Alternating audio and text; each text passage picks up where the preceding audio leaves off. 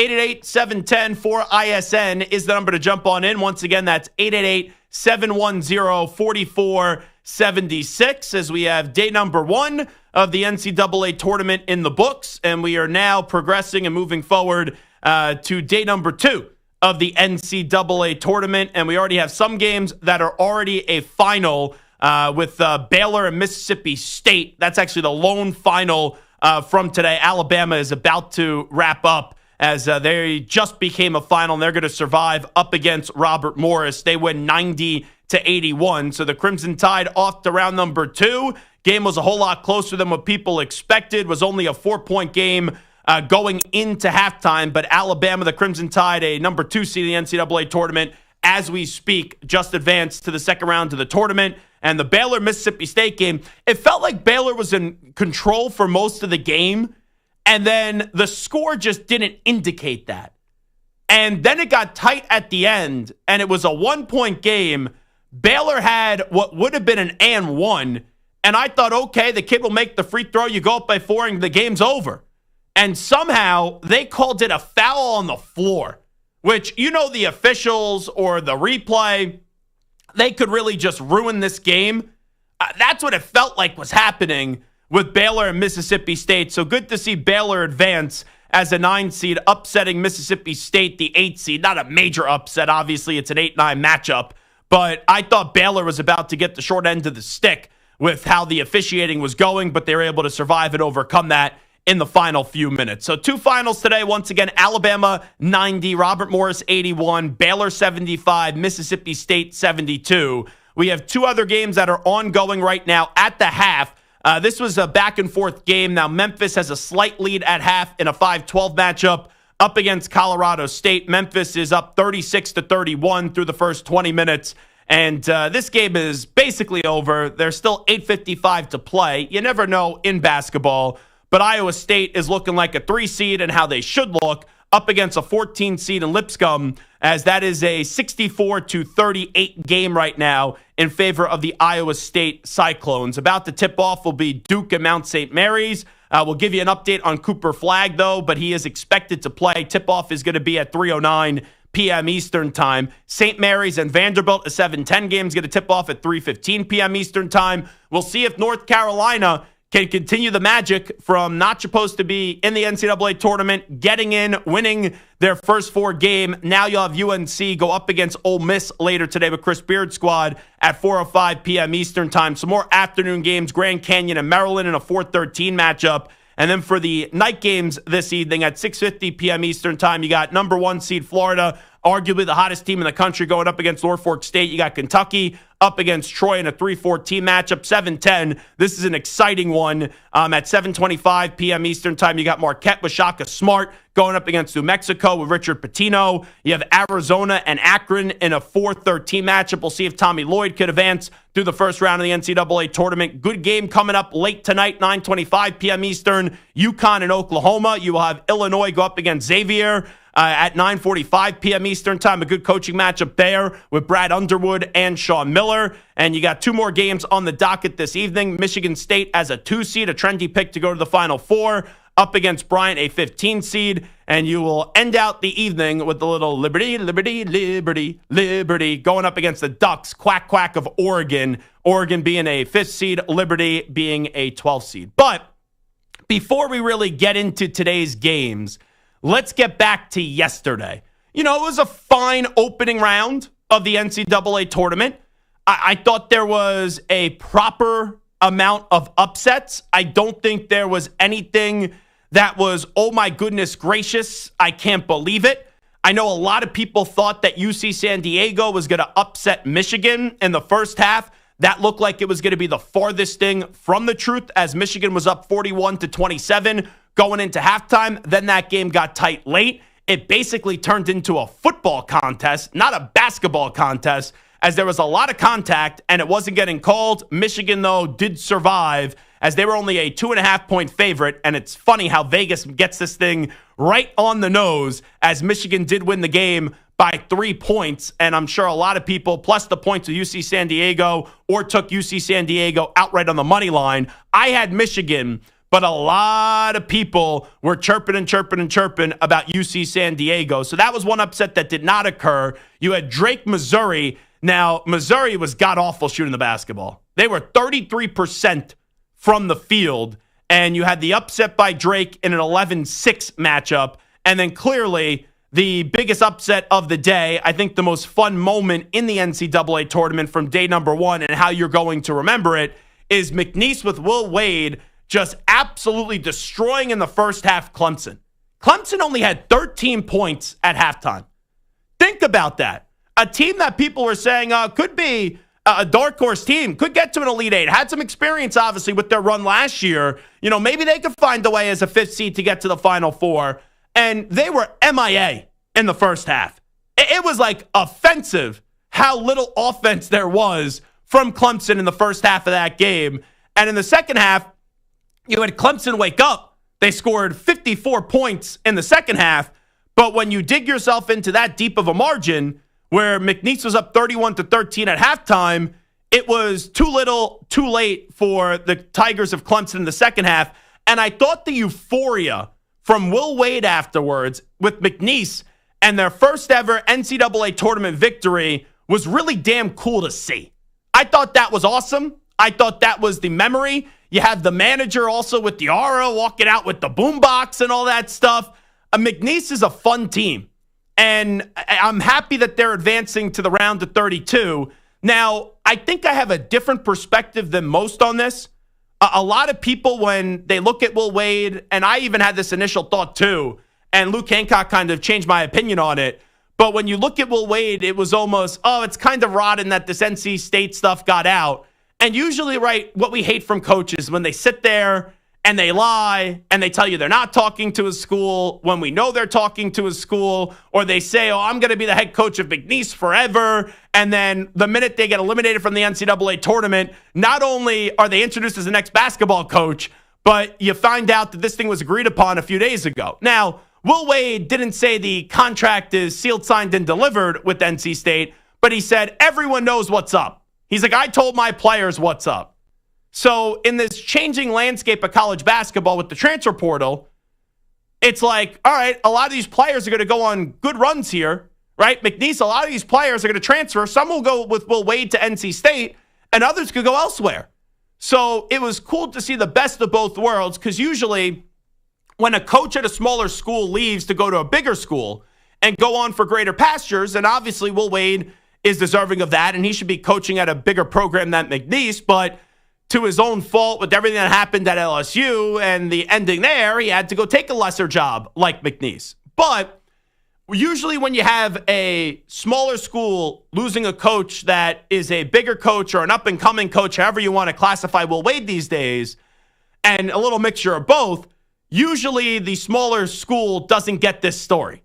Where it's like, this comes out before the NCAA tournament, there's speculation, and then you think the kids get caught up in the distractions, and then it impacts their play on the court, knowing coach is 1 foot in, 1 foot out.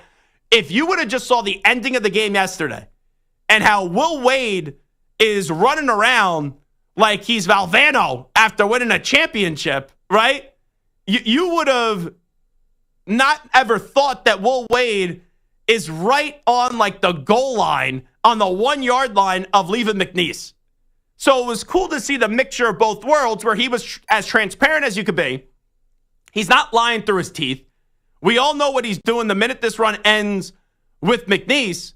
But to see him get that moment yesterday, and how awesome it was, and how genuine it was, and how everyone, in that building, unless if you were a Clemson fan, was fired up for Will Wade and McNeese, and to just see the celebration and him celebrating with the fans and running up to family and friends afterwards, that was cool. Because usually when a coach, it gets out that he's leaving before an NCAA tournament or he's leaving before a bowl game, if you want to go to football, the players usually check out. That was not the case with McNeese yesterday. And they sent that message early from the jump. So I think the biggest winner from day one of the NCAA tournament was McNeese, because this is the last chapter. Who knows what the future of the program's going to be? Who knows who's going to be coaching it? But you pull off a 12-5 upset And it was really cool how that did play out. I'll get to my biggest loser in a second, but Stu, give me your biggest winner from day one of the NCAA tournament, because I'm rocking and rolling with McNeese pulling off that 12-5 upset. I am going to go with Gonzaga. And Gonzaga is a team that through the past 10, 15 years has been, I'm not going to say one of the blue bloods. They aren't a team that's rich in national championships, but they're always there. They're always a 1 or 2 seeded teams. And this year, as an 8 seed, they had a dominating win over Georgia, and they've now advanced to at least the second round for the 16th straight tournament. So they're kind of a team that a lot of people are kind of sleeping on, and rightfully so, because they're an 8 seed, but a good start to the tournament for them. Yeah, because we kind of got to the point with Gonzaga, with how close they've been and not being able to get the job done. And even that one season they were undefeated and then lost in the championship game. It's almost championship or bust. And Mark Few talked about this after the game. But this is still a good team. And maybe they were underseeded a little bit. Like we talked about Louisville being underseeded. That didn't reflect on the basketball court up against Creighton. You could argue maybe Creighton was underseeded as well as a 9 seed. But Gonzaga, Georgia, I thought that game was a 50-50 game. And I remember saying before that game, I'm actually leaning towards Georgia. And I looked at it and I said, if Gonzaga wins though, and now, right, Gonzaga not just winning, but a dominant victory, 89-68, like Stu pointed out, it creates an interesting matchup in the round of 32 on Saturday with Houston. Because I look at it as Duke and Houston have the 2 easiest roads to get to the Final Four. And after what we did see yesterday, like we're talking about how Auburn's going to play Creighton, and that game's going to be good. We'll see what happens, with the other number 1 seeds as well. But if Florida has to play UConn, that heightens your attention span, your interest a little bit. But now I'm going to be fascinated by that Houston-Gonzaga matchup, because Houston's a team to me that should go to the Final Four. But there's that feeling when you have Gonzaga, even if you think that the Gonzaga product has diminished a little bit this year, and they're not as highly perceived as they've been in previous years, they're still going to be a tough out because of what that program has been, how consistently good that program has been, and who their coach is as well. And I'm not saying it's going to happen that Gonzaga goes on this long run, but how many years did we expect Gonzaga to win it all, and they didn't? Kind of now the pressure's off of them with not a lot of expectations going into this tournament. And we saw them play very freely yesterday and with a little chip on their shoulder yesterday, and they just dominated the Bulldogs of Georgia. Santer, who's your winner from day one of the NCAA tournament? I got the Big Ten. They go 4-0. They won by an average margin of 15 points, a 25-point win, a 12-point win, and a 19-point win. And Michigan snuck one by 3 points. But the Big Ten looked really good. They got 4 more teams all expected to win today. Maryland, number 4. They've got number 6, Illinois, number 2, Michigan State, number 5, Oregon. I mean, they could go 8-0 to start this thing off. So the Big Ten looks really good. Yeah, and we'll see if they end up doing that. But let's get to now the biggest losers. I'm going to go Kansas. So Kansas was the preseason number 1 team in the country. Number 1 team in the country. Preseason number 1. And I love the Pig Suey chant. Ooh,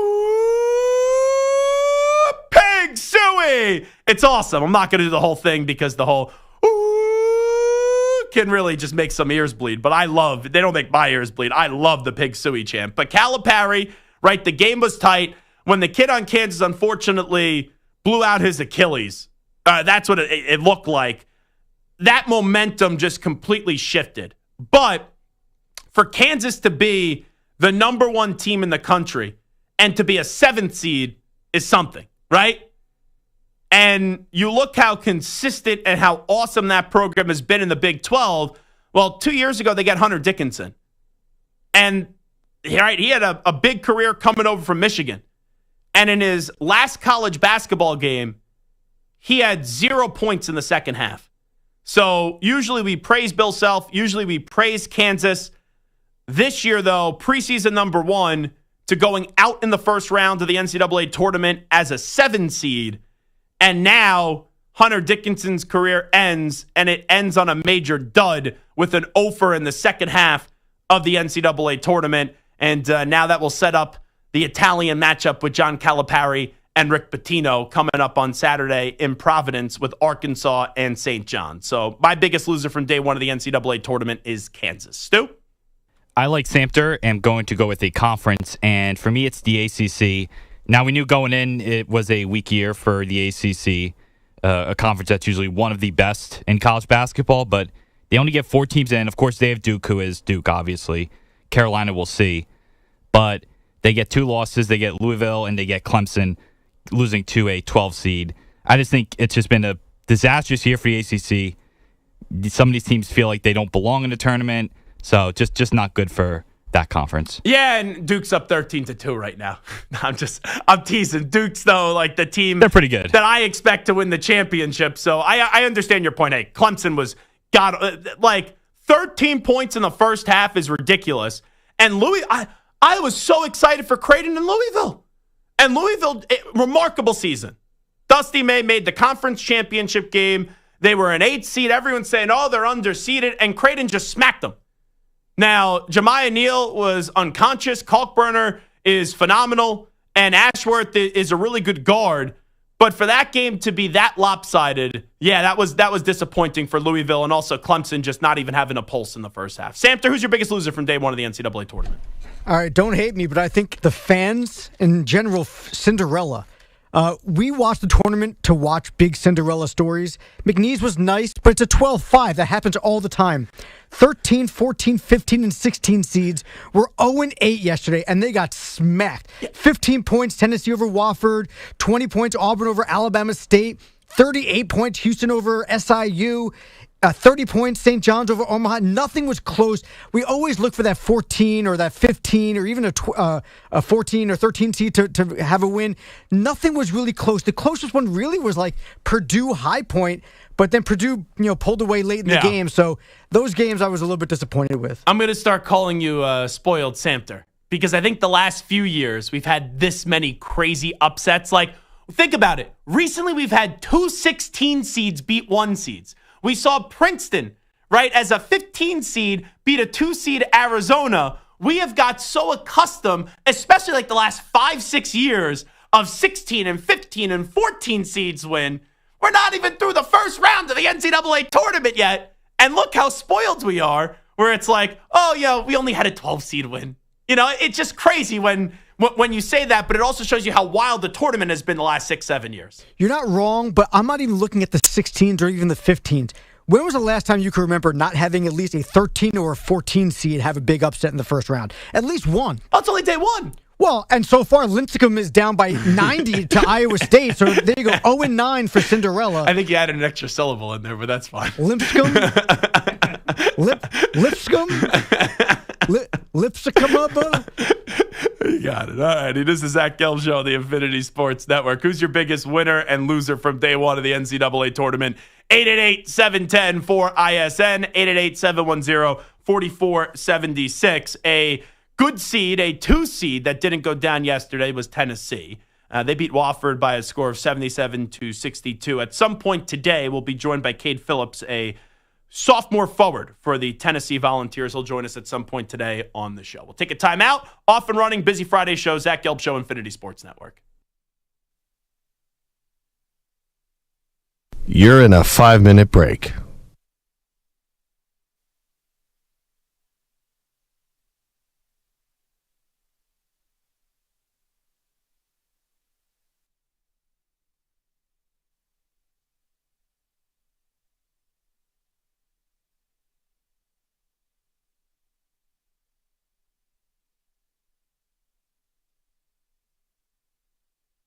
Four minutes, 30 seconds remaining.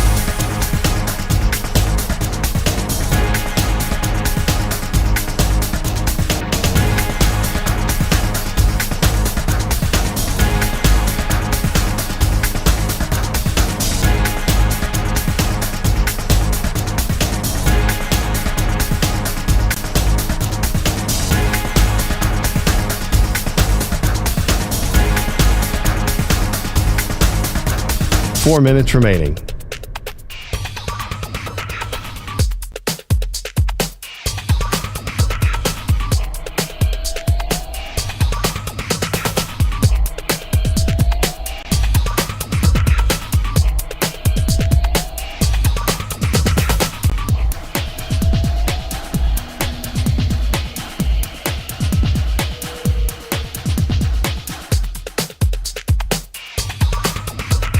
3 minutes, 30 seconds remaining.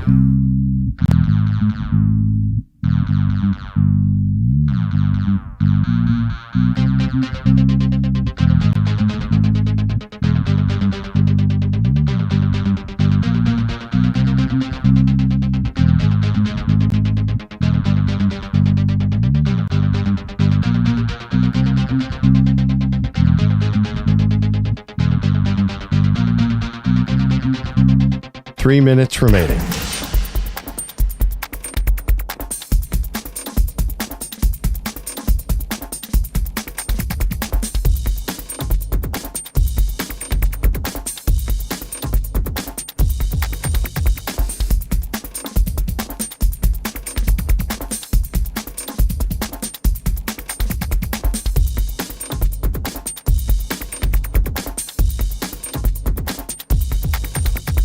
Two minutes, 30 seconds remaining.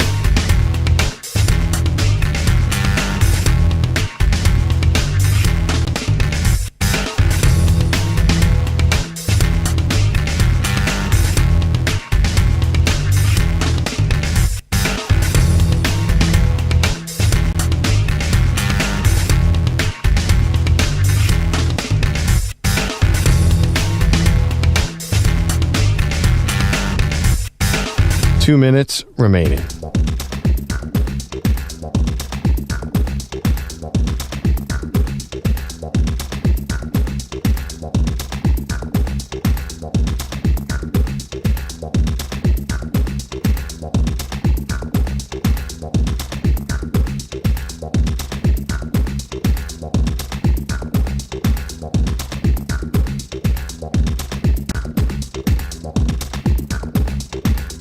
One minute, 30 seconds remaining.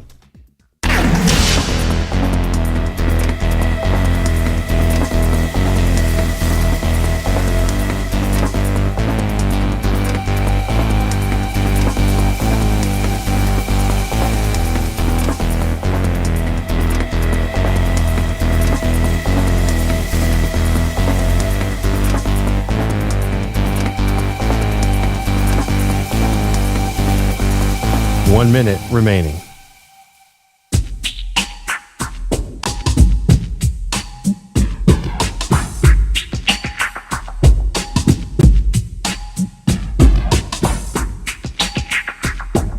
.45 seconds remaining.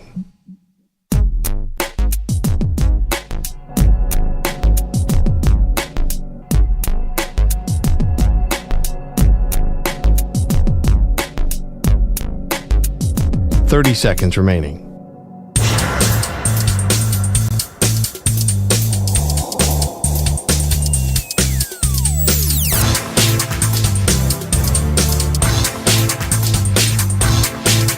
.15 seconds.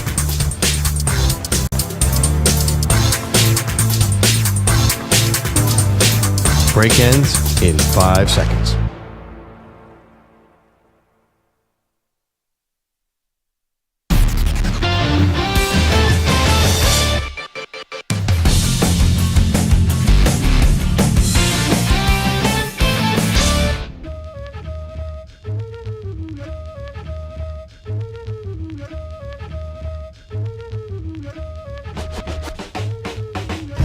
You're listening to the Zach Gelb Show on the Infinity Sports Network. All righty, this is Zach Gelb Show on the Infinity Sports Network. Cade Phillips from the Tennessee basketball team should be joining us coming up at some point in this hour. When we look at the NCAA tournament today, everyone knows that Duke is going to beat Mount St. Mary's. I know we've seen 2 16 seeds beat ones throughout the years, like the last few years. But you look at this Duke team, the question's just going to be with Cooper Flagg, and how efficient is he going to be? And he did start today. This is early, 13-11 left in the first half. It's 18-6, now 20-6. So I think that you just monitor this in a smart, meticulous way when you take a glance and you do look at the Duke Blue Devils. But so far, Cooper Flagg did start. He has 3 points in the contest right now and an assist. And I just think you don't want to push it too far with him. But it is encouraging with the ankle injury and how gruesome that did look in the ACC tournament, that not only is he able to play today, but he's able to start. And Duke getting out to this 20-6 jump, now 22-6, as Cooper Flagg just hit another shot and now has 5 points. I think this big cushion is the best thing for Duke because eventually Duke will get tested. This is a game where they do not need to get tested. So it's one of those, let Cooper kind of get his legs back here, let him get acclimated to the entire situation. And as the tournament does go on, you'll really see how he's looking. But right now, he looks like he's moving pretty well, and it doesn't look like the ankle is hindering him. So maybe this turns into one of those things where, hey, if he looks pretty damn good and it's early into the game, then, okay, Duke, you could wipe the sweat off your forehead, and you realize that you were able to survive what was an ugly injury last week. They still won the ACC championship anyway, but you can find a way to make this one in a year where there's expectations to get to the championship game. You kind of look and you'll get a better idea of where Cooper Flagg is out. And he had a dunk and sticking out the tongue too, so he's fine. You know what? I've already seen enough. I'm like, all right, like I just said it 3 seconds ago. Like, yeah, you don't want to play him too much. You don't need to play him that much today. And I wonder how he's going to be feeling tomorrow. But there is a confidence early from Cooper Flagg, and you just saw the hard way that he cut to the basket and he dunked the basketball. He sticks out the tongue. You know, I know it's a little adrenaline early on in the NCAA tournament, but this is one of those things where I look at Cooper Flagg, and early on, if you're a Duke fan, this is the best thing possible right now. So that's the latest with Duke, and that was something that all eyes were on Cooper Flagg to just see what he was going to look like when he was going to get in the game. He starts, so early on, passing with pretty good remarks here for Cooper Flagg. Colorado State, Memphis, also something to watch right now. 14:59 left in the game. It's 48-48. So we got a tie game there. If you're looking for maybe another 12-5 upset, you could be getting one here between Colorado State and Memphis. So those are the only two games in action right now. Memphis and Colorado State all tied up at 48. Duke, Mount St. Mary's, this is a 24-9 game. And the finals from earlier today, you have three of them. Iowa State beating Lipscomb 82-55. And then also Alabama beating Robert Morris 90-81. Baylor 75-72. Did find a way to get the job done today, Baylor. So you look there with those three games that were going on. Good stuff today so far in the NCAA tournament. Early, Alabama, Robert Morris gave you a little bit of a scare, and Baylor, Mississippi State was a good 8-9 game. And then Iowa State, Lipscomb looked like the way that it was supposed to be, 82-55. So two games going on right now. Duke and Mount St. Mary's is how 116 should look. And you have Memphis, Colorado State. That's getting, a tie game here with 14 minutes to go. So we'll keep eyes on that. Still to tip off momentarily will be Vanderbilt, St. Mary's. And then coming up later on in the 4 p.m. Eastern time hour, you got two games to tip off, UNC, Ole Miss, and then also Grand Canyon and Maryland. So we will keep you up to date there. The other big news today is that Aaron Rodgers is meeting with the Pittsburgh Steelers. So I look at Aaron Rodgers with the Pittsburgh Steelers. My question is a deal going to get done by the end of today? And I walked in today and Samter goes, you got to get a deal done. And I said, yeah, I understand what you're saying. If I'm the Steelers, here's the offer, take it or leave it, or we'll just go re-sign Russell Wilson. And if you're Aaron Rodgers, you're going into their building today. You're meeting with them. So this is the first visit you've made. Minnesota is now out. And I don't think the Vikings are going to really get back in unless if Rodgers begs. So do you want to go to Pittsburgh or do you want to go to the Giants?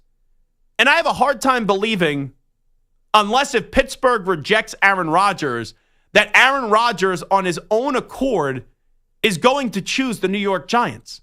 So with all that being said, I would agree with Samter that I want to say, hey, get this over with. Tomlin, Rodgers, sit down in the cave, sit down in the Steelers facility, get the ayahuasca out, whatever you do, and get this over with. But I'm also a realist here. And I look at Aaron Rodgers, and I know or I think I know, that this is going to get dragged out and Aaron Rodgers is not just going to make a decision today because we want Aaron Rodgers to make a decision. Am I dead wrong on this? Because you look like you're chomping at the bit here. I am chomping at the bit because you are prophetic. According to Diana Rossini, Aaron Rodgers has left the Steelers facility. The two sides have yet to come to an agreement. Is that at breaking this right time. now? That is as 3 minutes ago. As you were talking, I was trying to get your attention. Yeah. But I figured, you know what? Since you're saying the correct thing, and Yeah. I know that what you're saying is right, Well, I'm not might going to as well lie. let you keep going. I was in a dark, lonely place there for a second because I'm saying something that I think is so obvious. And Samter's looking at me with just like a bleep-eating grin on his face. And I go, I'm either going to be dead right on this or something just happened that I missed. And Santa's going to be like, na, you got it wrong. And those are some funny moments when you're saying one thing's going to happen. And as you're saying it, there's breaking news and the opposite stuff happens. But with Aaron Rodgers, as my gut told me, and I got a big gut here, that I did not think that Aaron Rodgers is going to leave this deal today with the facility because Aaron Rodgers is all in the business of Aaron Rodgers. And he wants to be in the news. He wants to be an attention whore. And this is what Aaron Rodgers does. It's simple. He's still holding out hope that maybe Minnesota will come crawling back to him. I don't anticipate Minnesota come crawling back to him.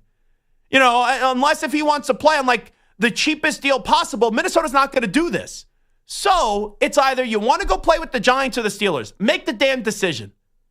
And I don't see why he would pick the Giants. So the question now becomes, how long do the Steelers continue to entertain this before they just go push Russell Wilson? All right, we'll take a break here on the Zach Gelb Show on the Infinity Sports Network. When we come on back, Cade Phillips is going to join us for a few minutes from the Tennessee basketball team. They're off to the round of 32, where they go up against UCLA after their round 1 victory as a 2 seed. Let's get an update in, though, first. Here's the Ackman, Rich Ackerman. Infinity Sports Network Sports Flash. Well, the nation's top player, Cooper Flagg, is playing today for Duke despite suffering an ankle injury in the ACC tournament. And right now, as it looks, he could probably take a big rest in the second half. And he looks fine, too. He has 9 points. Duke out to a 28-12 start over Mount St. Mary's, while in the second half, it's Colorado State leading Memphis 52-48. We had a tight one earlier today with Baylor advancing after a close call, holding off Mississippi State 75-72. As Rob Wright said, their Big 12 experience paid dividends today. I mean, it helps a lot playing teams like Houston. We had them with a 1-point game, playing a bunch of Big 12 tough teams. I mean, it's a 1-point game, so already being in those situations, VJ hit them 2 big free throws, so we kind of knew from there the game was pretty over. Wright had 19 in the win for the Bears. Elsewhere today, Robert Morris gave Alabama a good run, but the Crimson Tide ultimately prevail 90-81, and Iowa State advanced easily over Lipscomb 82-55. Getting underway shortly will be Vanderbilt and St. Mary's, and at the top of the hour, North Carolina, after their win in the first 4, meets Ole Miss. I'm Rich Ackerman. This is the Infinity Sports Network. Follow us on X. Our handle is INF Sports Network. That's INF Sports Network on X.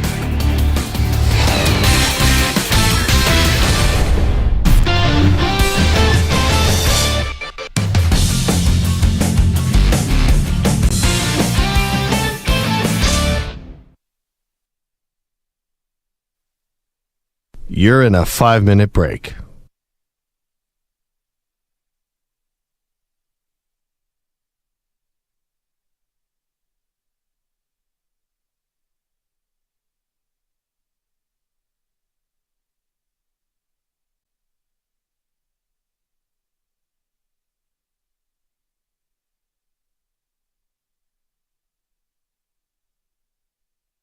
Four minutes, 30 seconds remaining.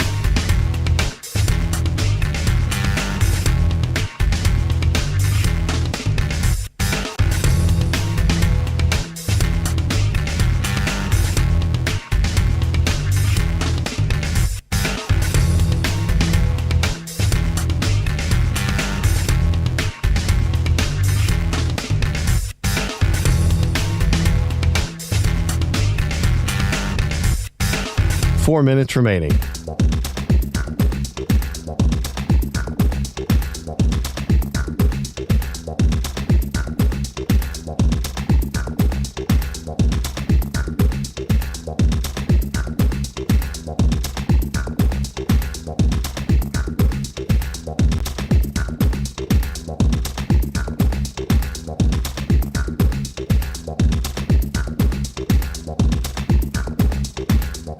3 minutes, 30 seconds remaining.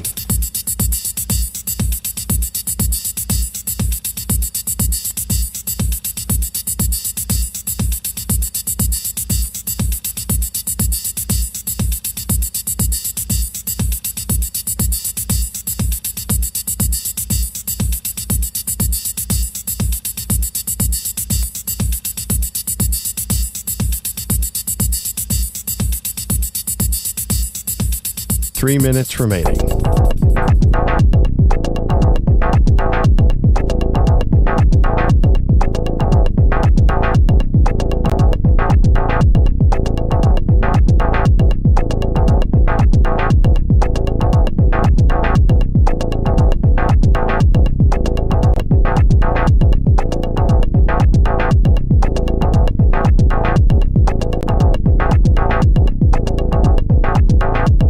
Two minutes, 30 seconds remaining.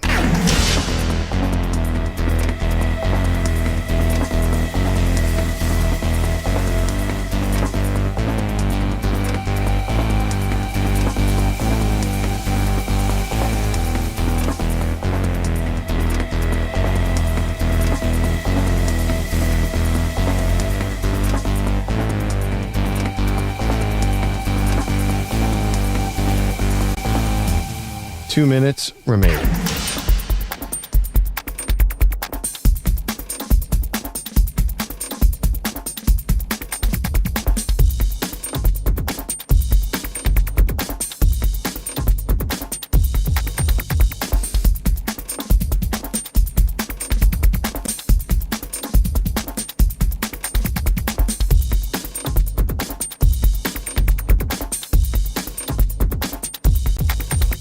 One minute, 30 seconds remaining.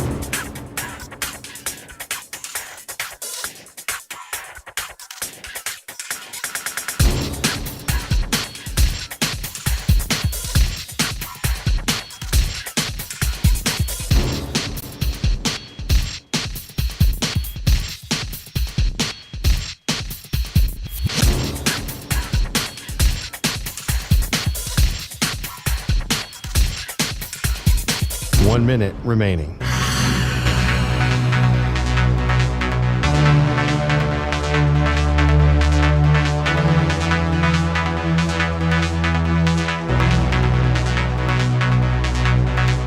Forty-five seconds remaining.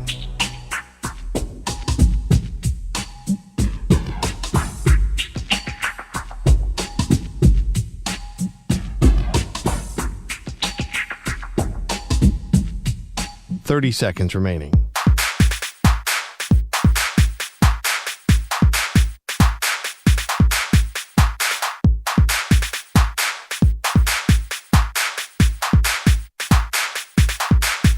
Fifteen seconds.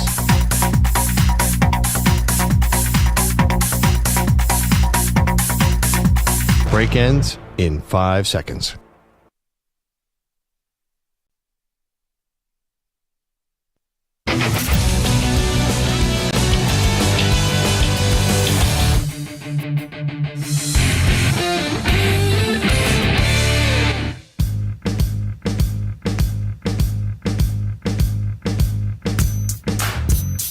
Welcome back to the Zach Gelb Show.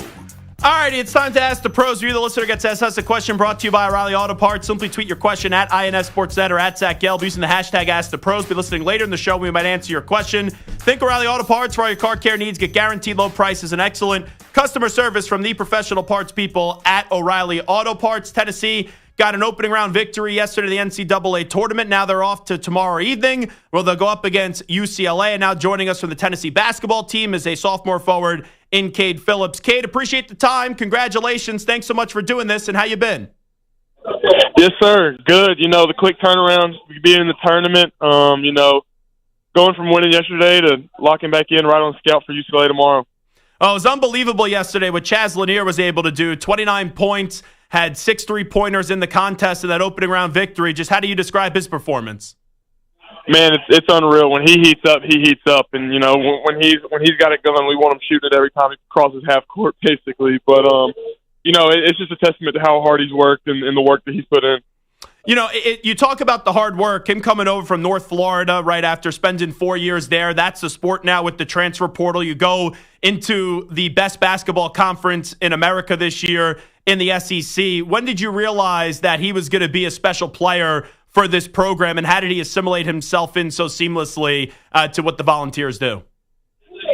I think it once again, it's a testament to who he is and how hard he's worked. Even when during the summer, during those long days when you don't really know what's going on and what you're getting out of guys, he was in there working to grow his game, understanding that it is a different level, especially in the SEC, with the year that the SEC had and the way that this conference is built.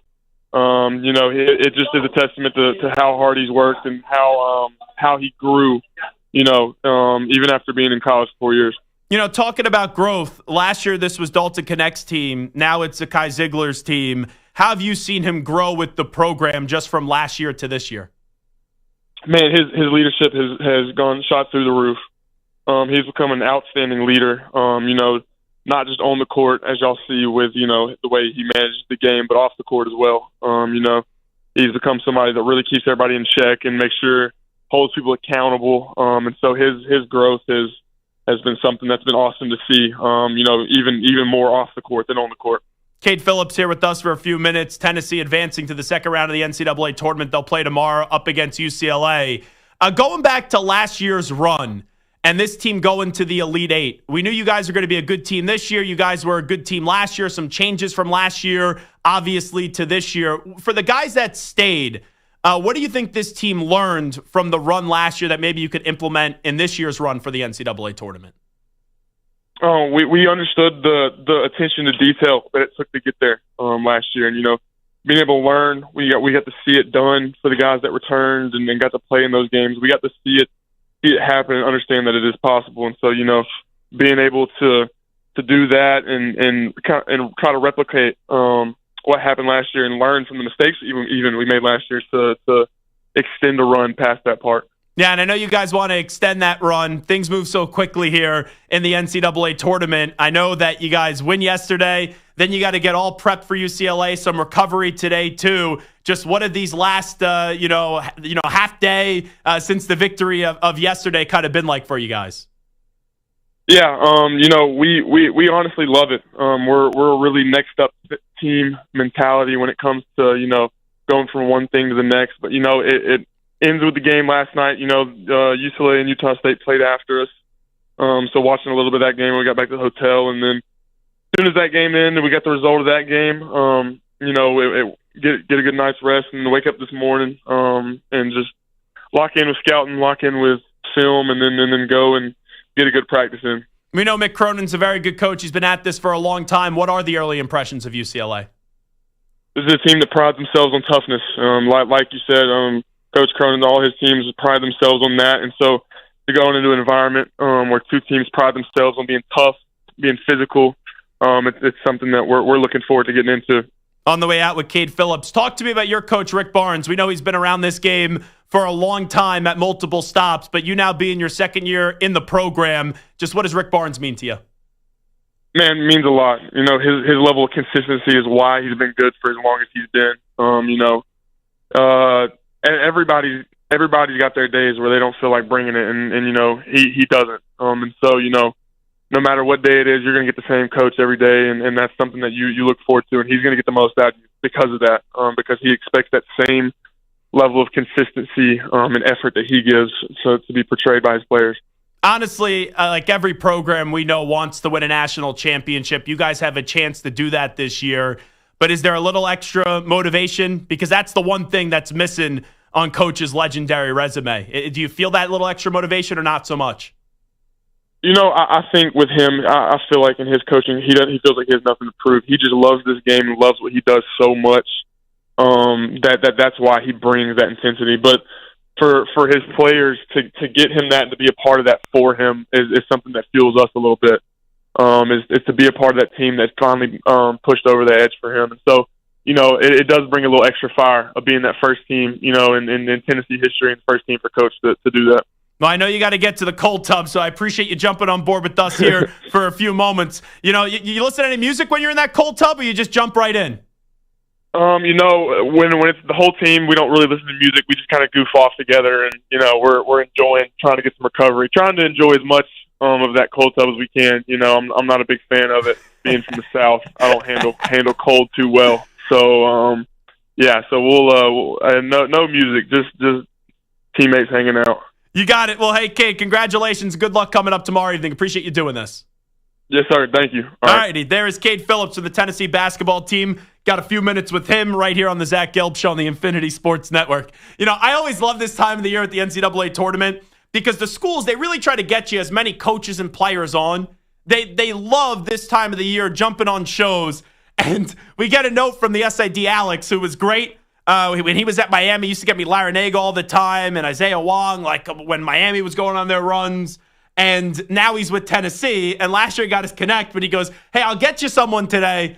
But our timing schedule, just how the NCAA moves things so quickly this time of the year, he's got 5 to 6 minutes, and then they have a team cold tub. So that's never really happened before. We talk to a guy 5 to 6 minutes, and he has to hard out because the whole team is going to the cold tub. So I guess that's the magic of March Madness right here on the Zach Gelb Show on the Infinity Sports Network. Let's squeeze this in right now. I think we have enough time here. Let's do our NCAA tournament draft to win it all. Round one, you had half the games yesterday, the other half today. But I'll start off. All right, I'll take Duke. I'll take Duke to win it all, and we'll continue to muscle through this. Next up, you want to go Samter. What do you got? Team to win it all. I'm going to go with Auburn, number 2, the overall number 1 seed. Even though they've struggled, I'm still going to go Auburn because they are the number 1 seed for a reason. Okay, and they've lost 3 out of their last 4 up until yesterday. They win yesterday. Now they're going up against Creighton, which becomes a game that I'm very excited for tomorrow in that 9-1 matchup. Stu, you get 2 picks. What do you got cooking here? All right, I will make it pretty easy here. I will go with the 2 remaining number 1 seeds. I will go Houston, who I actually have winning it all, and then I will go with Florida, the remaining number 1 seed. Yeah, you know what? I think Stu got a pretty good draw here. It's actually favorable when you get the 2 teams right there. I thought Duke and Florida would be the first 2 teams picked, but that's not the way the cookie crumbles. Back to Samter. I'm going to go with the hometown team. Let's go St. John's and Rick Pitino. I don't know if they're necessarily the best number 2 team that's still remaining, but I would kick myself if I didn't pick St. John's. And also, their defense is suffocating. Yeah. And after seeing them last week in the Big East tournament, they like to go down early, and then they just go on these thunderous runs where the game just changes in a snap of a finger. So Duke, Auburn, St. John's, Houston, Florida off the board. I'm going to go with Michigan State because I'm not really believing in Auburn that much. So I'll take Michigan State. And then for the next pick to win it all, you know what?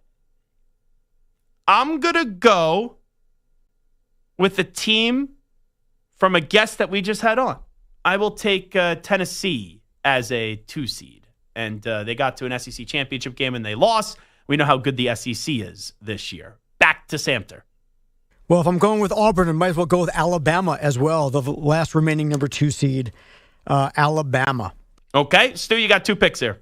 Okay, my first one, I actually had Lipscomb beating Iowa State. Obviously, that did not come to fruition, so I think Iowa State, I like them. They have a pretty good road in their 3 seed, so I will go with them as my first pick. For my second pick, I'll go a little off the board here. It might be a little early for this team, but I really like this team.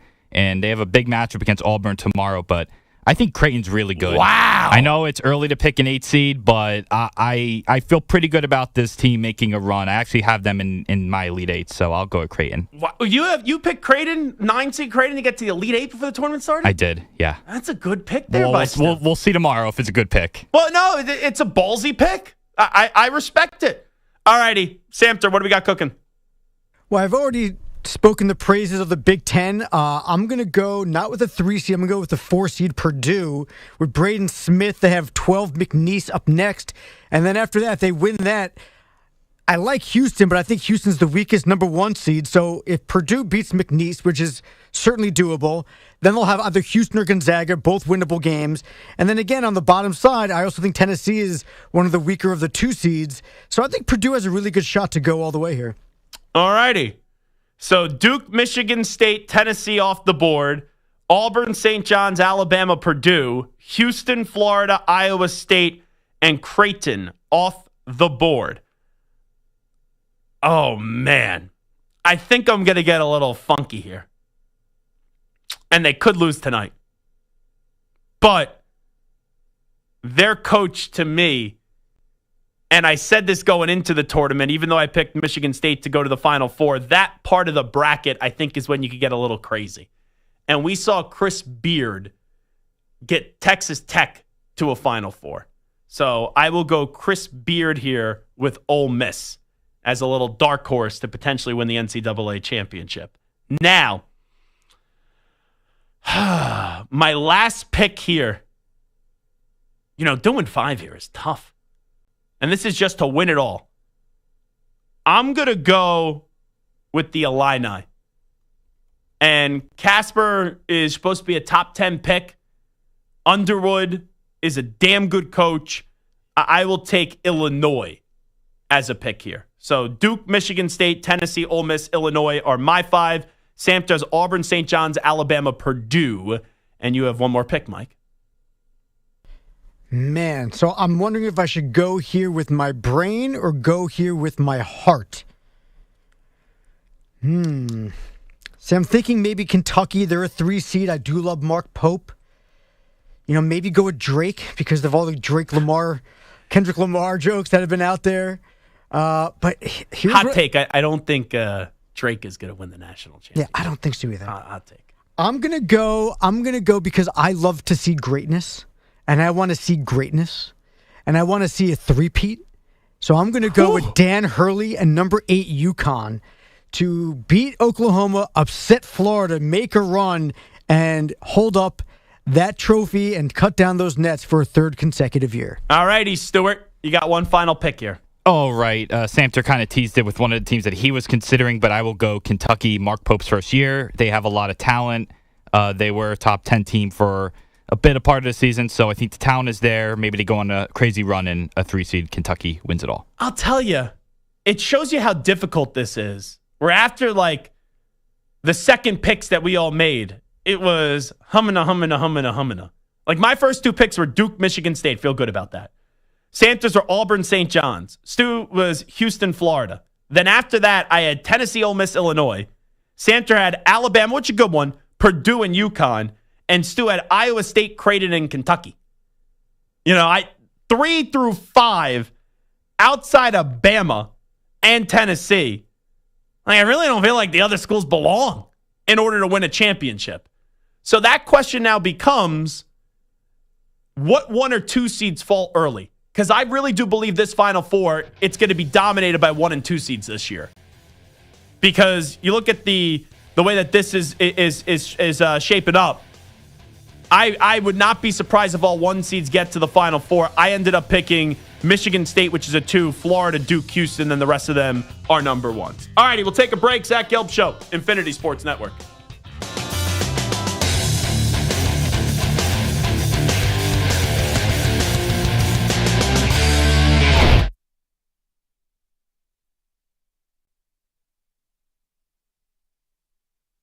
You're in a 5-minute break.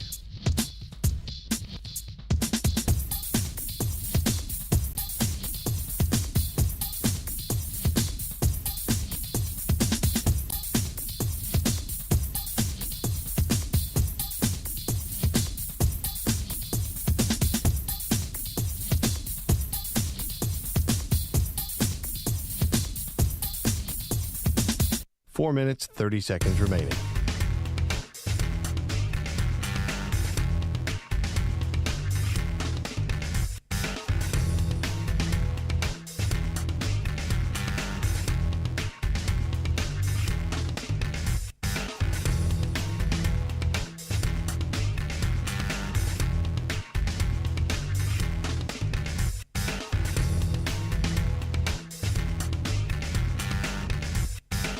4 minutes remaining.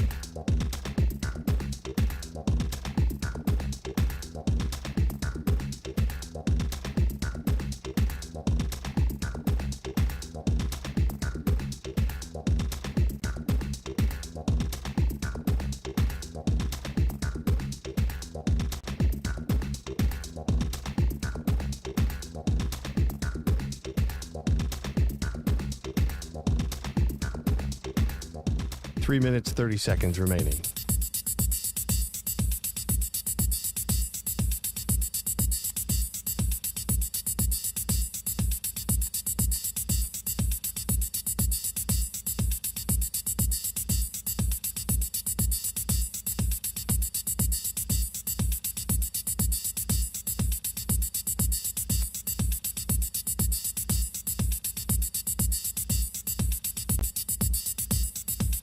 Three minutes remaining.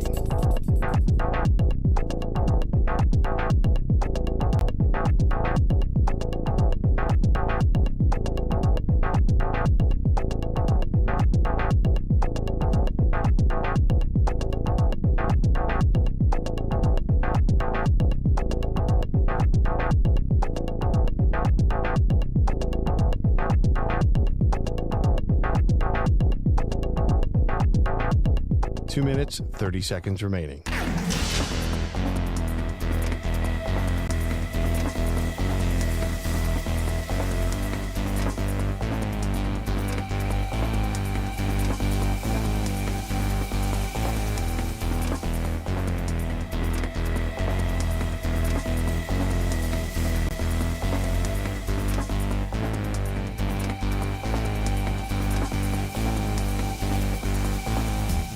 Two minutes remaining.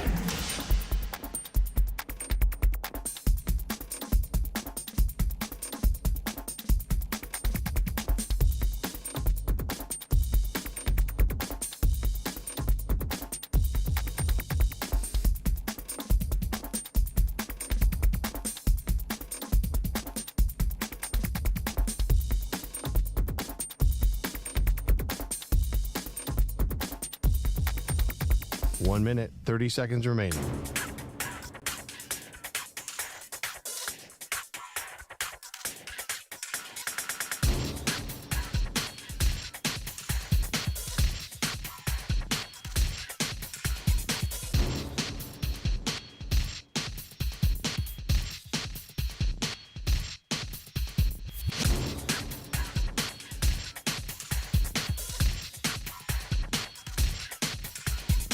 One minute remaining.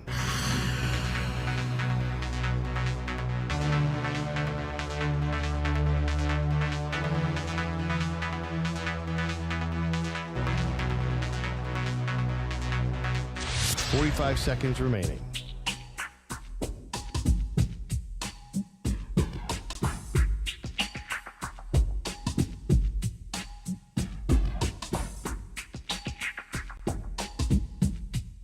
Thirty seconds remaining.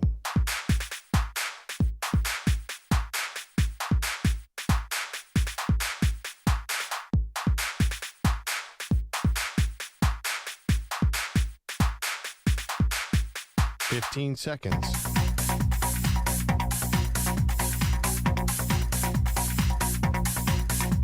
Break ends in 5 seconds.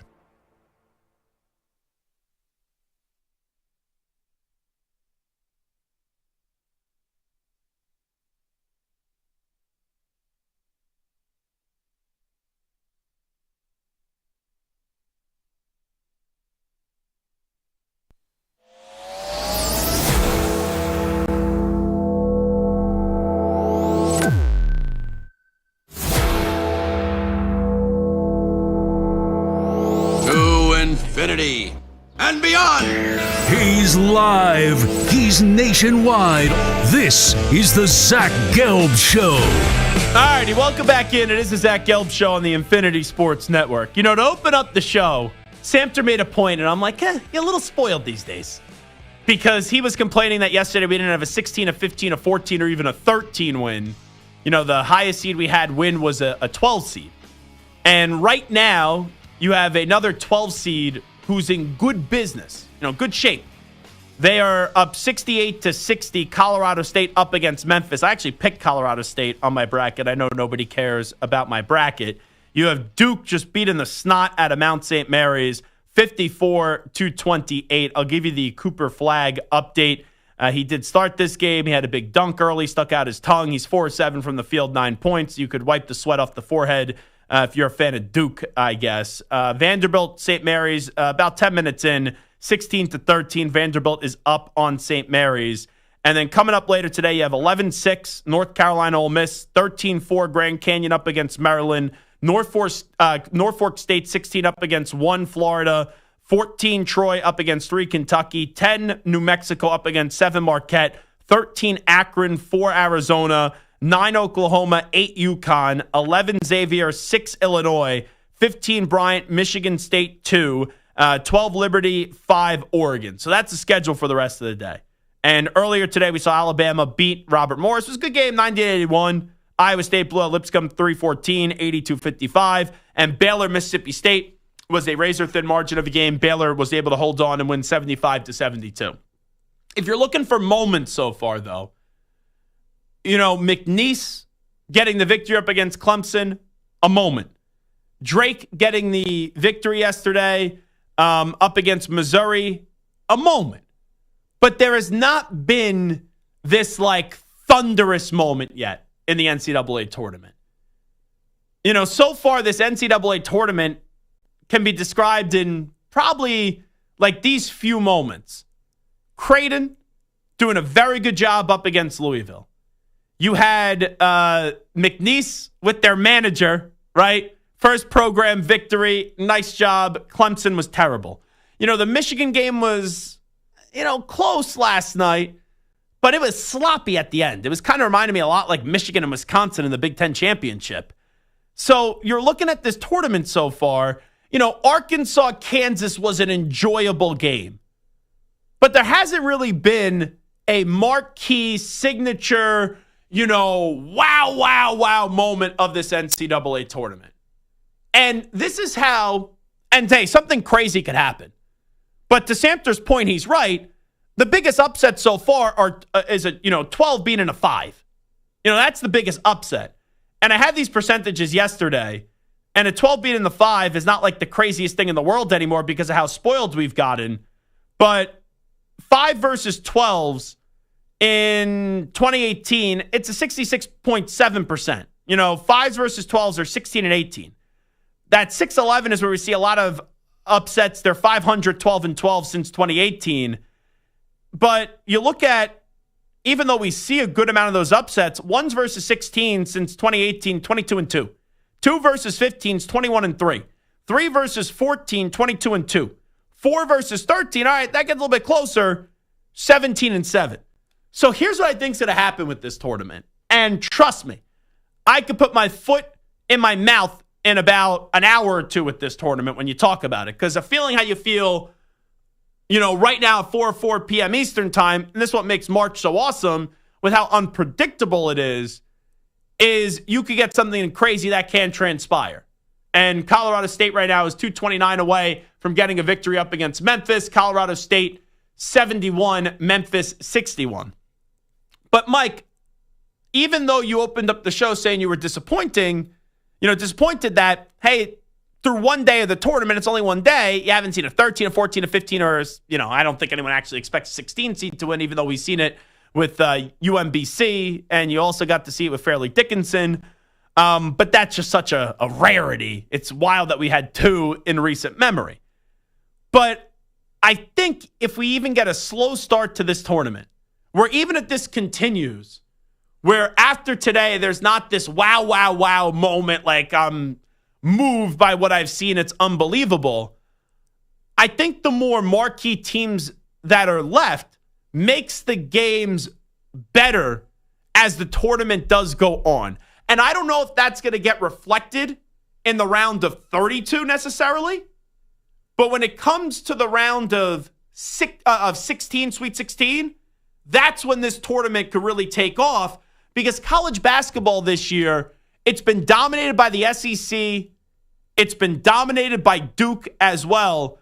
But just looking at who's been the best team in the country, we started the year with Kansas being the preseason number 1. They're out in the first round of the tournament. They were a 7 seed, no expectation. The SEC had 14 teams entering this tournament. A month and a half ago, people be saying Auburn's the best team in the SEC. Then now people are saying Florida because they just won the SEC tournament. So I don't know how many great teams there are in this tournament. I would say Duke, to me, has the feel of the best team. The question becomes their health. Florida is playing like the best team right now. Auburn, I know they win yesterday, 16-1. We're not going to get delirious. But Auburn, the last week and a half, their stock was starting to fade. Can they get back in it? Absolutely. But I think this year, if you're going to say, I have Duke in Florida, but if that ends up being the championship game, I think it's a fascinating matchup. So even though this tournament feels like there's no buzz right now, it feels like it's a slow start. And it's only one day and like a half a day, so let's not get crazy. It could, we got a few buzzer beaters here. All right, it really starts popping with the NCAA tournament.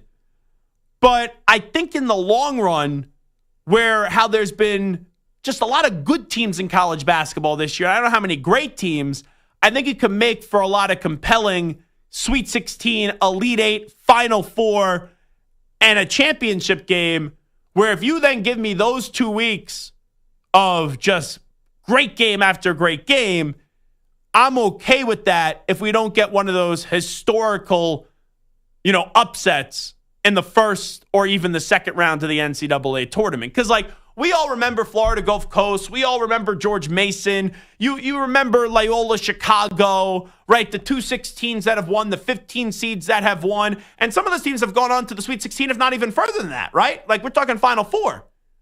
But eventually there's an expiration date on those teams in this tournament. So the better seeds that remain, even though it doesn't elicit oh my God, ooh, onions, unbelievable Cinderella story, I think this year that fits more into college basketball, where as the tournament goes on, the marquee teams will still be there and there will be a collision course. And I think it will make it a more fun tournament. And even though I always love upsets and when you get the upsets, they're awesome, I'm okay with the first weekend being, all right, average, fine, mediocre. If a lot of these bigger programs are still around, especially in a year where it does feel open, where even when you say Duke and Florida right now, maybe the two best teams, we just did a draft for the NCAA tournament. Duke and Florida, Duke was the first selection, but Florida wasn't the second selection. So I think that this is an open tournament this year, and as many 1, 2, 3, 4, and let's say 5 seeds are left, will make it better as the tournament does go on. I mean, to your point, sure. But I think more in the Elite 8, Final Four, and the finals.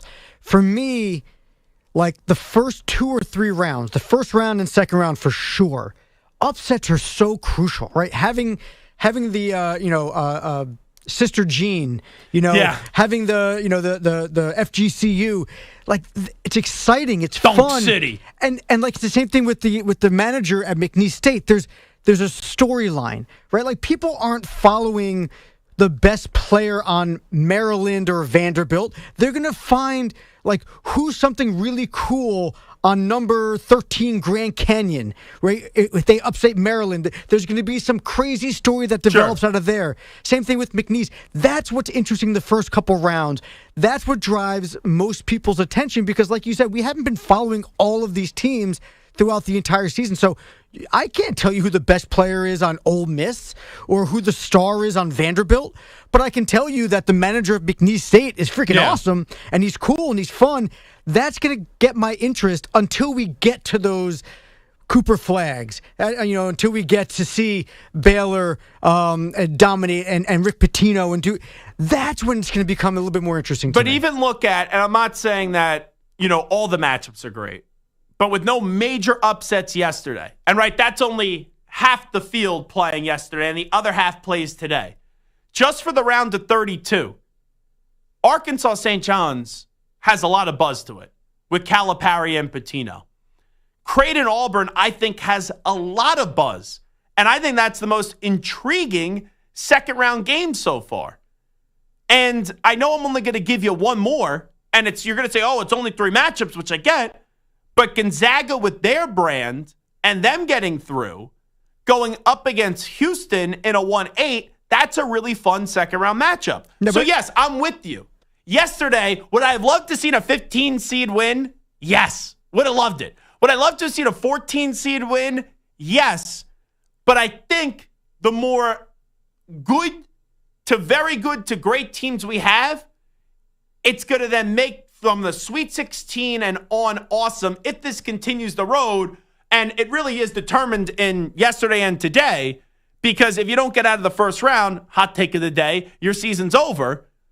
And, even tomorrow, like you look at these matchups, if a 12 beats a 4, 10 beats a 7, 5 beats a 4, 11 beats a 3, 9 beats a 1, 6 beats a 3, 8 beats a 1, 7 beats a 2. Like, I'm just saying, not all those teams are going to win. But even for second round standards, there's not even a major, massive upset potentially brewing there. Where if like Purdue goes down, does it make the NCAA tournament stink? No. And that's your 12 seed, for example. But through what happened yesterday with there was nothing explosive, there's still a lot of possibilities for a lot of good teams still to be remaining, even if you do have some upsets along the way tomorrow. And that's the point. If this trend does continue where you don't have what we've had in previous years with 16, 15, 14s, 13s winning, and the highest seed that wins or the lowest seed that wins, however you want to say it, is it highest or lowest when you get to a 12 seed? It's technically the lower seed. Yeah. Okay. So the lowest seed that wins is a 12. I don't think that derails the tournament from what I'm saying is that the games will get significantly better from the Sweet 16 and all. I mean, you might be right, but like number 5 Michigan versus number 4 A&M. I'm sure that's going to be a good game. I have no interest. Number 6 BYU versus number 3 Wisconsin. No interest. I like that game a lot. I'm sure it's going to be fine. You know what game I'm interested in? McNeese versus Purdue, because McNeese is kind of the darling, right? UCLA, Tennessee, that's a 7 versus a 2. Meh. Not sexy. Yeah. The Arkansas St. John's thing, first of all, Arkansas was an upset, so that you have a 10 versus 2, but that's more about the coaches than anything else. Yeah, but 7-10, not a major upset. Right, that's my point, right? So the ones you brought up were a 10 over a 7 upset, Gonzaga as an 8 seed versus number 1 Houston, and Creighton a 9 seed against number 1 Auburn. Those aren't those were pretty much set in stone for the most part. You have Auburn versus the 8-9, Houston versus the 8-9. I'm talking about like when you get like a 13 versus a 12 in the second round, or you get an 11 versus a 14 in the second round. Those are the stories you want to follow early on, and then you want the best teams to take over in the Elite Eight, the Final Four, and the title game. That's my opinion. Colorado State, by the way, here's a 12 seed. It is a final now. They have defeated Memphis in Seattle. They're playing this game. So Colorado State pulls off the upset 78-70 over the Memphis Tigers. So we know what Samter's going to be rooting for today. Samter is rooting for Grand Canyon over Maryland. Samter is rooting for Troy over Kentucky. Samter is rooting for Akron over Arizona. Aren't you in Arizona? No, you're a Sun Devils fan, right? I'm rooting for everybody against Arizona. Let's go Akron. I have my Akron jersey on underneath here. You were rooting for Bryant over Michigan State, Liberty over Oregon. That's what Samter is looking for today. But yeah, so far it's been, and it's early, so I don't want to sound like I'm spoiled. Now I'm being spoiled, Zach. And I started the show saying Samter spoiled. It's been a little bit of a snooze fest of an NCAA tournament. There's not been a lot of big moments. To Samter's point, the Cinderella stories, the buzzer beaters, and that's what we love March. But if we don't get that in terms of the big upsets, and there's been some upsets, but not big upsets. If we don't get that through the first round of the NCAA tournament, I think then next week, these Sweet 16 games, they could really pop off and be taken to a different level. And so far, I mean, this is, whatever. North Carolina didn't belong. They're getting smoke showed right now by Ole Miss. It's 11-2. And what do you mean smoke showed? Well, it was 14-4. Smoke show is like a smoking hot girl. 14-4. They were getting smoked early on, UNC. Samter called McNeese, they didn't belong State, in this tournament. And then he goes, Ole Miss is getting, UNC's getting smoke showed by Ole Miss. And it's 11-2. Yeah, well, you know what? UNC just hit back-to-back three-pointers. It's 14-10 now. But it was 14-4 Now when I you're opened getting my mic. smoke showed. I opened my mic at 14-4. We may have to put you, in the NBA they do load management. Maybe we'll put you on a syllable count because that was something I've never heard on the radio in the way that you used it. So you have Duke up against Mount St. Mary's at halftime, 54-28. Vanderbilt is smoke showing St. Mary's right now, 27-18. Ole Miss, North Carolina, the Samter mush right here. UNC was just getting smoke showed, and now it's a 4-point game. And still to tip off, we have Grand Canyon, Maryland, Norfolk State, Florida, Troy, Kentucky, New Mexico, Marquette, Akron, Arizona, Oklahoma, smoke show, that's a song, up against UConn, Xavier, Illinois, Bryant, Michigan State, Liberty, and Oregon. That could become a new thing. If a team's just getting blown out, they're getting smoke showed right now. And someone's going to tune into a car and be like, what model are they having on the show coming up in 5 minutes? All righty, we'll break. We'll come on back with some onside, offside. It is the Zach Gelb Show right here on the Infinity Smoke Show Network. You're in a 5-minute break.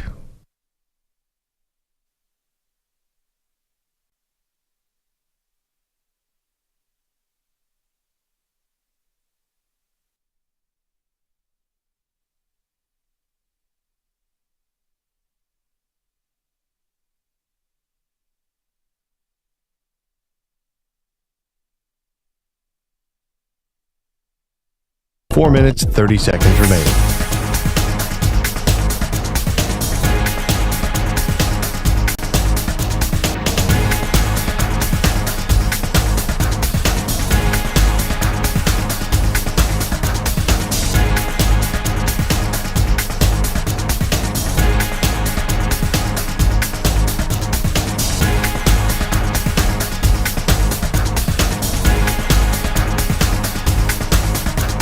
Four minutes remaining.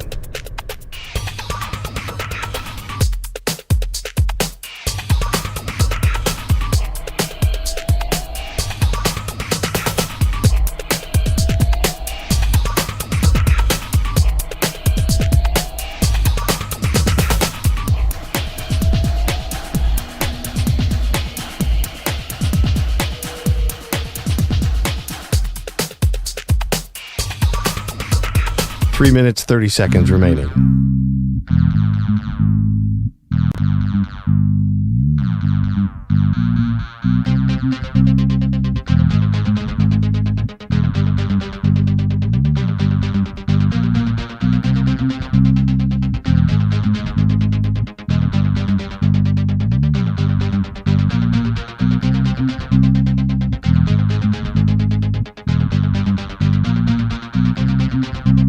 Three minutes remaining.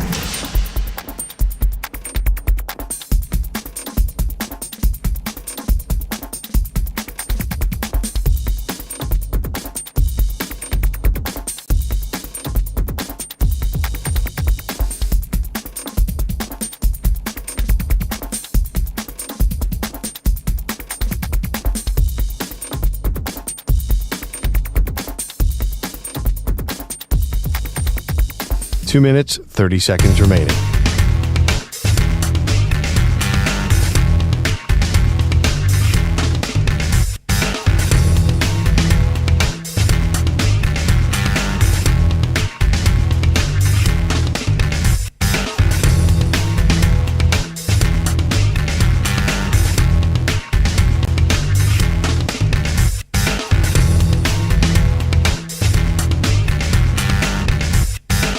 Two minutes remaining.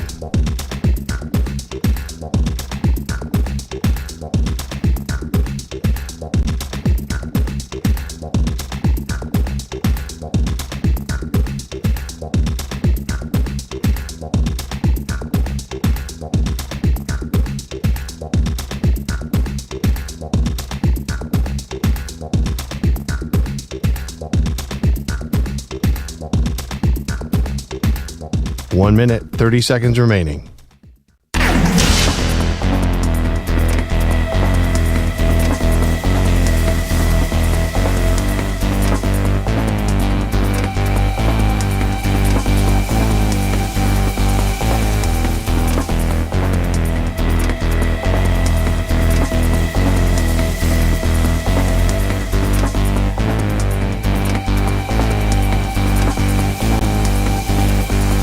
1 minute remaining.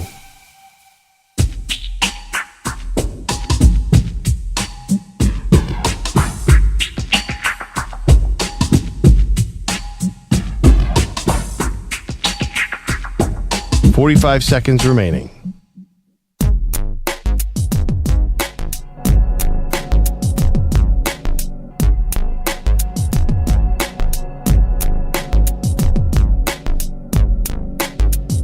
"30 seconds remaining.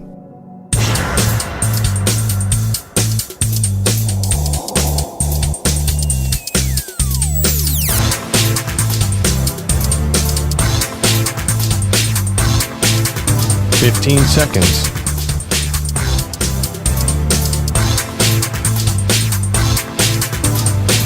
Break ends in 5 seconds.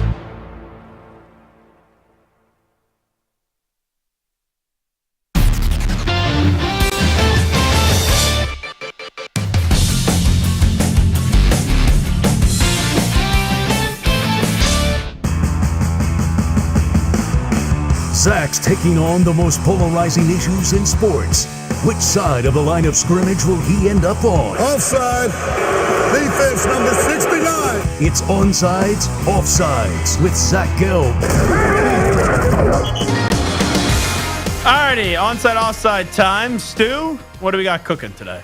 All right, so while the NFL world awaits for Aaron Rodgers to make his decision, one potential opportunity may not be available for the four-time NFL MVP. I just picked a hair off this microphone. That's Ew. disgusting. That was gross. Whose could it be? I don't know. Tough to tell. Yeah.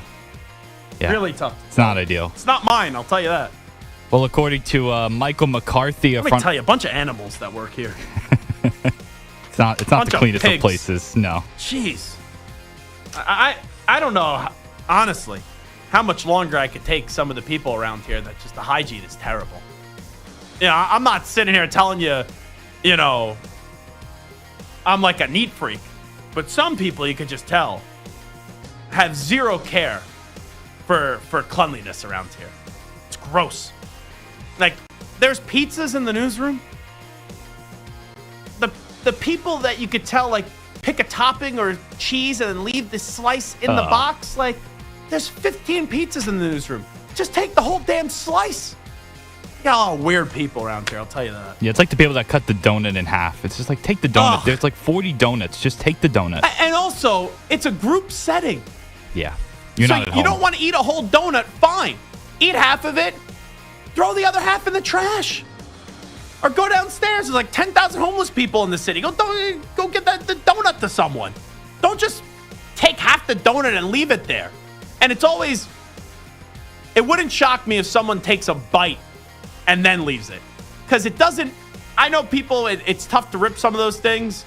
But sometimes, like, you can see like teeth marks in some of that stuff. Disgusting. I heard Boomer this morning, Boomer Esiason. So there was a big pizza issue here. So yesterday, they like to get pizza for the start of the NCAA tournament. It's like a Mike Francesa, longtime legendary radio host tradition. So Evan Roberts, who's now in Mike's old slot on the Fan in New York, he bought pizza. He bought like 3 small pies. Not enough. So then Ray Martell was like, Evan, I'll save the day. And Evan gave Ray his credit card. And I love Ray, but Ray shouldn't be in charge of ordering the pizzas. Ray got 99-cent slice pizzas. Like, the 99-cent slice store, he got pies from there.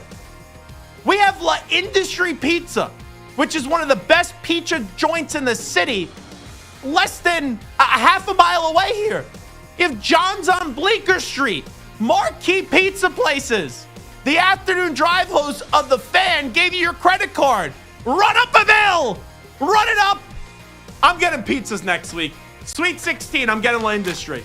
We'll have some phenomenal pizzas. And not only did Ray get like the worst pizza place possible, he got like 10 pies, only cheese and pepperoni. No third option.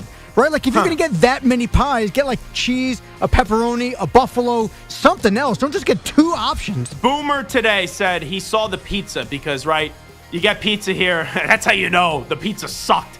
It was still here? It was still here this morning. Like, there has been times, we got Shake Shack. Samters come in, there's Shake Shack. I go into the newsroom and I go, these animals here. People come in on their day off when there's free food. It was all gone, the Shake Shack. Like, they get some great food catered in here. The pizza yesterday reflected day one of the NCAA tournament. A disaster. There was still pizza here this morning, and Boomer took a look at it. He goes, it was the most putrid, rancid pizza he's ever seen. It was cheap pizza. So, our buddy Sal Licata and Brandon Tierney, they got actual good pizza today. And I will also get some pies coming up on Thursday or Friday next week for the Sweet 16. Because that was a disgrace. An absolute disgrace what happened around here yesterday. Pats fans, what can you do? Well, I'm a Pats fan, and I know how to get good pizza. And also, pipe down. We can't even keep track of what football team you're rooting for. Jets. Who else would it be? Oh, stop it. You're Fugazi. All righty. Anyway, let's continue with this segment. What's the question? All right. So, are we still on question one? Yeah, we are. So, according to Michael McCarthy of Front Office Sports, NFL media partners have little interest in pursuing Aaron Rodgers as a broadcaster, with one calling him, quote, a pompous know-it-all, end quote, and another one saying, quote, he would be a great analyst, but he's insufferable, end of quote. Onsides, offsides, you would like to see Rodgers as an NFL analyst? Offside, and here's why. When I tune into an NFL game, I want football and only football, right? That's what I want from my analysts. Aaron Rodgers, I have no clue what planet that guy will be on when he starts talking football. And I have no clue what he's going to try to say. And Rodgers makes it all about himself, so I'm good. I don't need to, like, when Aaron Rodgers retires, I don't want to say he's going to be totally out of the spotlight, but I don't even think he would take on an analyst role. I don't. Because I think if he's doing something, it's with McAfee. And that, like, McAfee, Rodgers, say what you want, and some crazy things get said by Rodgers. You know, that's the form, I think, for Aaron Rodgers. I don't think he's going to be buttoned up, and I've heard him say this before, at a studio desk, basically talking about football. Billy Wolf, by the way, goes, yesterday, Gelb says how bad the pizza was, and Shep goes, I had 5 slices. Yeah. I thought that was a bad moment for Shep. I did. Now, Shep came on, interviewed for the overnight job. If they talked about pizza in that interview, that's not a good sign, all right?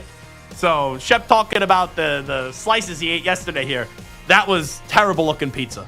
That's how you know how bad the pizza was. I was hungry yesterday when I was here.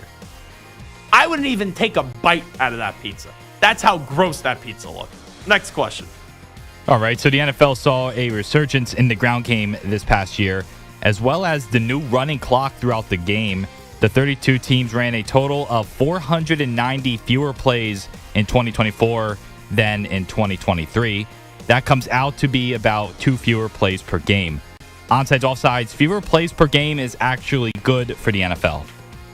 I think so. I am all for, I know it's still 60 minutes, but I'm all for quicker games.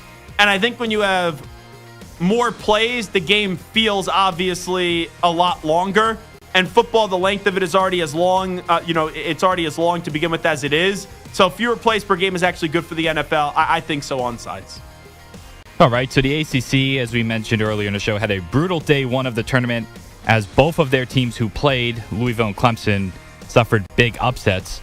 Well, now it appears that Coach K is pushing for the ACC and the Big East to merge, and Dan Hurley seems to like the idea. I've been saying that. I mean, I've talked to Coach K about that. He's texted me that. We've talked about that. I've mentioned it to people at the Big East. I've talked to Dave about it. I mean, that would just make, obviously, tons of sense to come up with some way to get, and obviously, I think the basketball programs in the ACC could really use that. You know, Syracuse has been hurt by by losing the Garden. You know, Pitt's been hurt by losing the Garden. It's harder for them. You know, BC, obviously, there's been major advantages from a football standpoint, but. And I hope I'm not speaking out of turn for those folks, but I mean, how cool would it be to find a way to get, Syracuse back in some type of ACC Big East consortium tournament? So onsides, offsides, the ACC and the Big East should merge in basketball. I'm actually going to go on sides on this one because, like, usually I would say offside on this, but you look how many teams are now in the SEC, how many teams are now in the Big Ten, and that's all because of football. And we have those conversations in football. Oh, maybe one day you'll see the Big 12 and the ACC merge and you'll have like 3 super conferences. Well, there's no Big East in football. There is Big East in basketball. And even though the Big East has won national championships recently with Villanova and with UConn, and the ACC could have the best team in the tournament this year in Duke, it's not as if the ACC and the Big East have popped a lot nationally this year outside of St. John's and outside of Duke. So I think they could use each other. And if people say, oh, it's too many teams, well, that's just the new nature of college athletics. When you put so many teams in the same conference, it would give both those conferences a little bit more extra pop, and it would be a little bit more extra well-rounded if you did have the ACC and Big East merge in basketball. So I would be for that, and therefore I will say on sides. The Caitlin Clark effect is still riding strong momentum as the WNBA released its TV schedule for the upcoming season. Now, Clark's Indiana Fever will play 41 of their 44 games on national TV, the most for any single team in WNBA history. As we know, attendance for games with Clark were nearly double those without her, and the TV viewership jumped for 400,000 without Clark to over 1.1 million with her. Onsides, offsides, while the WNBA needs to feature Caitlin Clark, we're going to get Caitlin Clark fatigue with too much coverage. I'm not. And I know some people won't say this, but really the only time I watch the WNBA is if it's a hyped up, right, playoff product and you get into like the championship, and that could be without Caitlin Clark. But really the only time I'm really watching is when Caitlin Clark is playing. You know, I know this is NCAA tournament too. I like Juju Watkins too. But Caitlin Clark, she gets people to tune in. Caitlin Clark, whether you like it or not, is the face of the league. So I don't think there is a such thing as too much Caitlin Clark for the WNBA. It's not like when Mahomes gets 7 primetime games a year or whatever, we go, oh, it's too much Patrick Mahomes for the NFL. Or, you know, that LeBron James fella, even though he's been around for 4,000, I put him in too many primetime games. We don't need to see him on Christmas Day anymore. No, you want to see your stars. And you showcase your stars out the wazoo. And the WNBA has done an incredible job in growing, but they need to fully embrace their biggest star. And there is a phenom in Caitlin Clark, and I don't think putting her on TV in primetime slots as much as possible is a bad thing. So I don't think there's going to be Caitlin Clark fatigue. While the WNBA needs to feature Clark, we're going to get Clark fatigue with too much coverage. I will go offside. Offside. All right, last one here. Bronny James finally had his big NBA breakout moment, scoring a career-high 17 points on 7 of 10 shooting in 30 minutes during last night's loss to the Bucks. Now, Bronny, who's averaging over 20 points per game in the G League, added 3 rebounds and 5 assists while hitting 2 of 4 from beyond the arc. I've gained my confidence and gained my comfortability over just reps and, you know, getting out there and taking advantage of my opportunity if it's given. So just, you know, being ready at all times, I think that's the biggest thing for me, staying in the stay ready games and practice and stuff like that and taking advantage like I did tonight. On to offsides, Bronny James will be a full-time starter in the NBA in the next 3 years. Let me preface what I'm about to say is I'm actually finally happy that we're talking about Bronny James as something being positive and something not being about LeBron or Stephen A. or does he deserve to be playing in the league and all that stuff. I'm happy that we're actually talking about something he did on the basketball court last night. Now, with that being said, the game was a blowout. And the Lakers only put up 89 points, and the Bucks won 118-89. But it's kind of tough to evaluate when the game is so lopsided, right, Stu? You know, I know that Bronny was 7 of 10 from the field, and he was 2 of 4 from 3 and had 17 points. It's really tough to evaluate a player when the game is that lopsided still. So I think that Bronny James has a lot of growth still to do. I don't think he's a starter in this league. But is there a role for him in the league? Yeah, I'm not going to sit here and totally say that he can't play in the league. But I don't think right now I have enough tangibly that can make me say within 3 years he's going to be a full-time starter in the NBA. So I'm happy with what we saw last night, but it's one game and it was in a blowout. So I would go offside. Offside. What were your Bronny James impressions last night, Mr. Laker? Well, I mean, just from the highlights, it did seem like he kind of, got his footing a little, which was cool because a lot of the times he played in previous games, he was just kind of out there. But he didn't look out of place. Exactly. The first couple games looked out of place, but this looked like more like a normal NBA player. I used the analogy, the first game that we saw him play, first off, he looked so small. He did, yeah. Compared to everybody else, but he looked like a kid at the adult table during holiday season.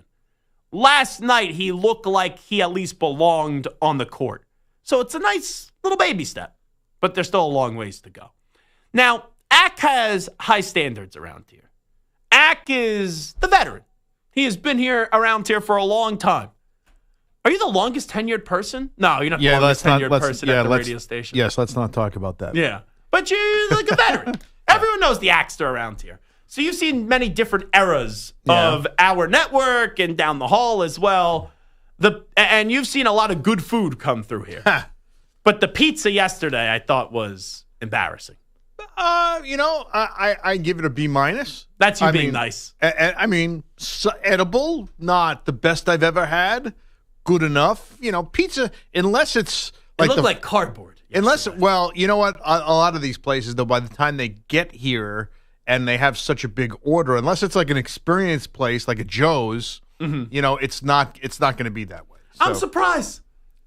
Because you do come off to me as a pizza snob that you only give that a B- yesterday. Well, I don't want to give this because I can like just about any type of pizza, even like Celentanos out of the frozen food aisle in the supermarket. So pizza is always good. It's just the degree of how good it is. Yeah. Was yesterday's on there with Joe's or Spumoni Gardens or Industry? No. Yeah, exactly. So Prince Street, Lucia's, Luigi's of Brooklyn. No, but was it good enough to eat? Yeah, was it good enough to where? You know what that was yesterday? That was Peter Schwartz and Shep Pizza. All right. Yeah. Shep said he liked the pizza. Yeah. Peter Schwartz would take home pies. It's getting you through it. It was free pizza. Well, low standard free pizza. Well, this goes way back to when you were very, very young. But I remember back in the day in Astoria. Yes. Well, we had a little incident there once. Yeah. Yeah. And I wouldn't say like people came to blows, but it was a little testy.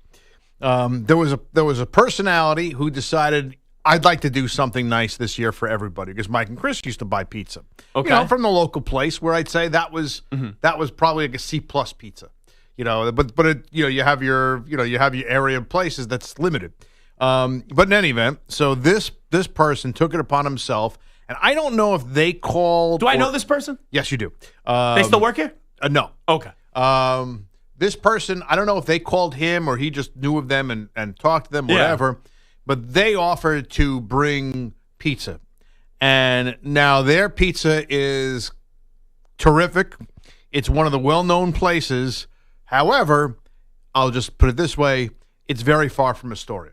Oh. And it's not your traditional, big pie. Yeah. And so between those two things, so number one, the pie gets there and it's cold. Ooh, or the good. pies. Not good. And, the slices are smaller and, just a dip because it's like, I don't know if it's wood fired or brick oven. Okay. But it's in that realm. And so there was an uproar. Really? There was an uproar in the newsroom. And, everyone's like, what is this? It's terrible. It's cold. I think your father and I had it, though, and we both enjoyed it. You know what? If I'm going to say Shep Pizza and Schwartz Pizza, also, yesterday could have been a little Papa Gelb Pizza, too. Yeah, so... I've never seen him pass up a piece of pie. Exactly. So what happened was ultimately we wound up ordering more pizza. Okay. Yes. But it wasn't there for opening tip at 12:07 Eastern time. Here's what I'm going to say. If you're going to be doing the ordering here, you better get it right. Yeah, it was bad. Because if there is one little flaw you will get made fun of and berated, and deservedly so. We have a yeah. lot of tough critics around here. Hand up, I'm one of them. I thought yesterday, though, sent back the network and down the hall about 5 years with the pizza ordering. Yeah, I don't know who It's dropped. that bad. I don't know where you go on that, but somebody dropped the ball. Yeah. So Yes. Ray. No, I think it's on Evan. I think it's on Evan. If you are going to be the one that starts it, you better order correctly. And you also then can't just give the credit card to Ray Martell and expect it to be 5-star pizza. I've gone on road trips with Ray Martell. Yeah. You know, Ray Martell is not Mr. Fine Dining. I would have been fine with 3-star pizza. He gave us half a star. All right. You got to call Joe's. They're pros. They deliver like multiple pies all the time. I mean, they've come here with like 10 pies. It's no. There's 4 spots around here. You could go Joe's if you want. John's on Bleecker Street. Yeah, see, that's not. Industry That, or Prince Street I don't Pizza. think that. I'm not saying. You don't like John's on Bleecker Street? I do, but I don't know if that quote unquote travels as well. I brought in pizza from there before. Okay. It's done well. Okay. It's also the person that is doing the order and has to take a little initiative. Yeah, I can't imagine. You know, La Industry has become a very big, popular spot. So I don't, and with lines out the door. Well, you could online order. I've done it. You could but I don't order. know if they're gonna. I don't know if they're gonna do 12 pies for you or whatever. Oh, they would. Yeah. Yeah. No, my friend who lives 2 blocks from here, when Michigan played Alabama in the semifinal, he ordered. It had a lot of people over. They ordered like 15, 20 pies. All right. Delicious. Okay. That was the first time I was introduced to it. Okay. So anyway, let's take a break. We will put the pizza back in the oven. We'll come on back. We'll see how it ends up tasting. Here is the Ackman, Rich Ackerman. Infinity Sports Network Sports Flash. Well, it's a big day at the NCAA Tournament, but before things got going today, there was news about Aaron Rodgers, who reportedly was in Pittsburgh meeting with the Steelers for several hours, but no deal has come about. And as for the tournament today, Cooper Flagg having a good time with Duke, crushing Mount St. Mary's by a score of 73-41 in the second half. Flagg with 14 points and looks fine in his return from an ankle injury, also has 7 rebounds on the day. At the half, Vanderbilt on top of St. Mary's 29-22, while North Carolina, after a terrific performance in the first 4 game where they couldn't miss, they trail Ole Miss with 6 minutes left in the first half, 35-19. And this is the Carolina that we have seen often throughout the season. 7 of 20 from the field, 3 of 9 from three-point range so far today. We did have an upset. Colorado State in the 12-5 game upended Memphis 78-70. Baylor just gets past Mississippi State 75-72, while Iowa State handled Lipscomb easily 82-55. And Alabama got pushed by Robert Morris but prevails 90-81. I'm Rich Eck. The Infinity Sports Network is on your smart speaker. All you have to say is play Infinity Sports Network.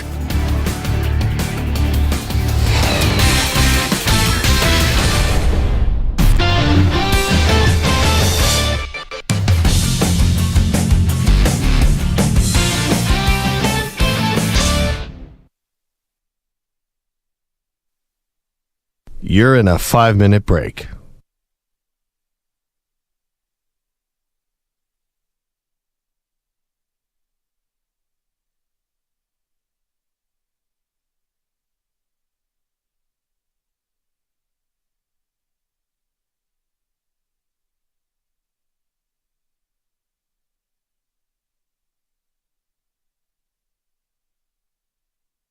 Four minutes, 30 seconds remaining.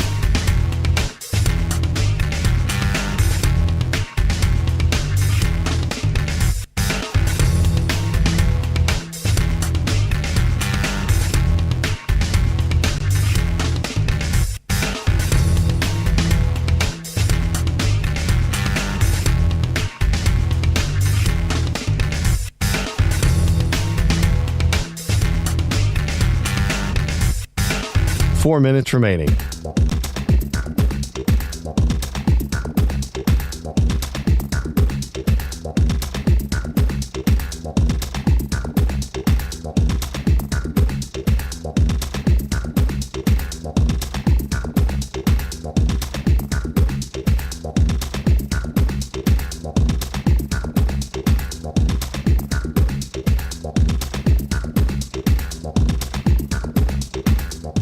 Three minutes, 30 seconds remaining.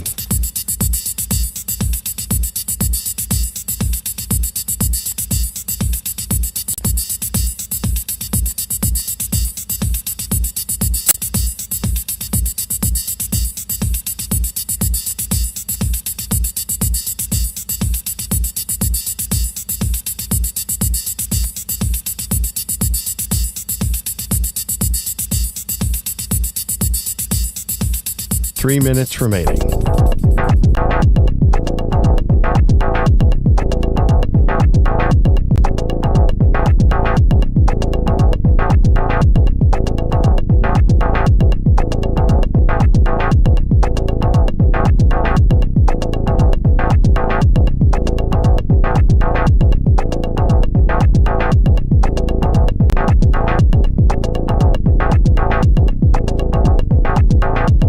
Two minutes, 30 seconds remaining.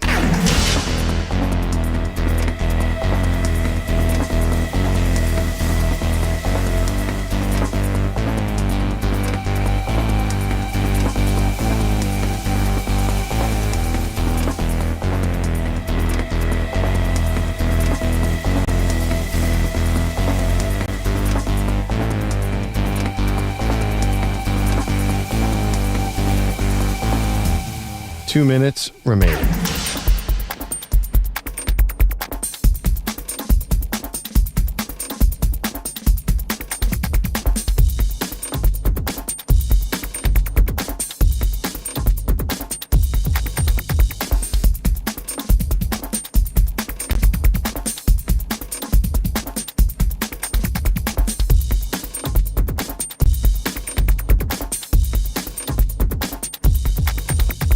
One minute, 30 seconds remaining.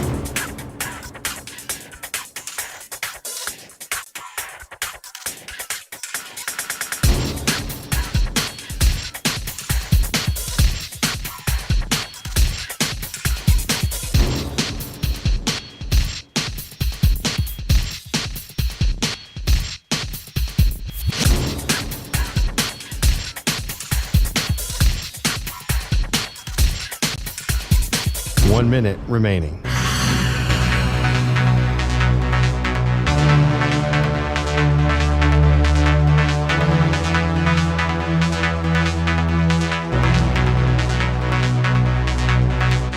Forty-five seconds remaining.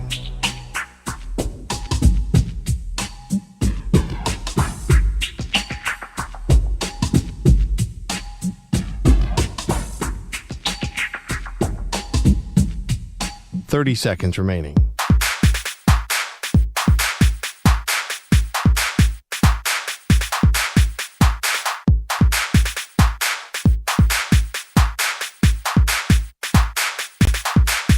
Fifteen seconds.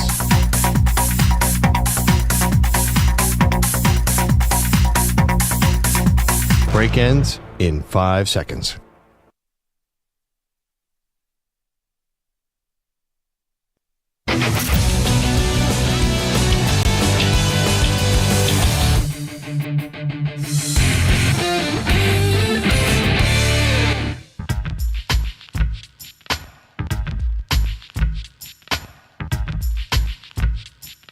You're listening to the Zach Gelb Show on the Infinity Sports Network. Hey, by the way, Daly, who's a loyal YouTube chatter of ours, it is his birthday, I think, tomorrow.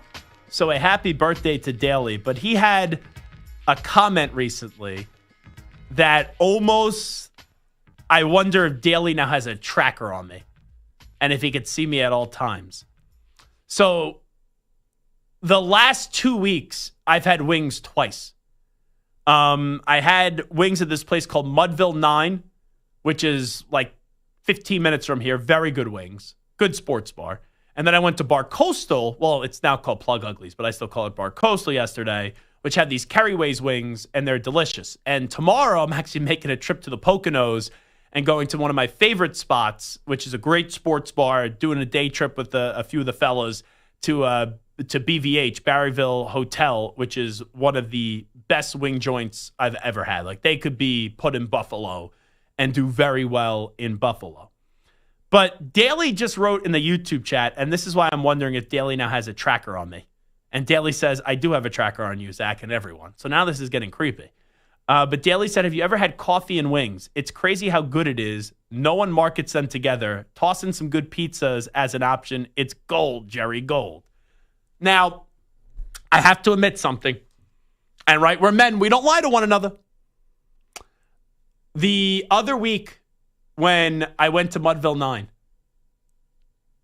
I had a late night and I had to rush to get to the restaurant for 12 p.m. to meet up with my buddies. So I get into the restaurant to watch whatever game we were watching.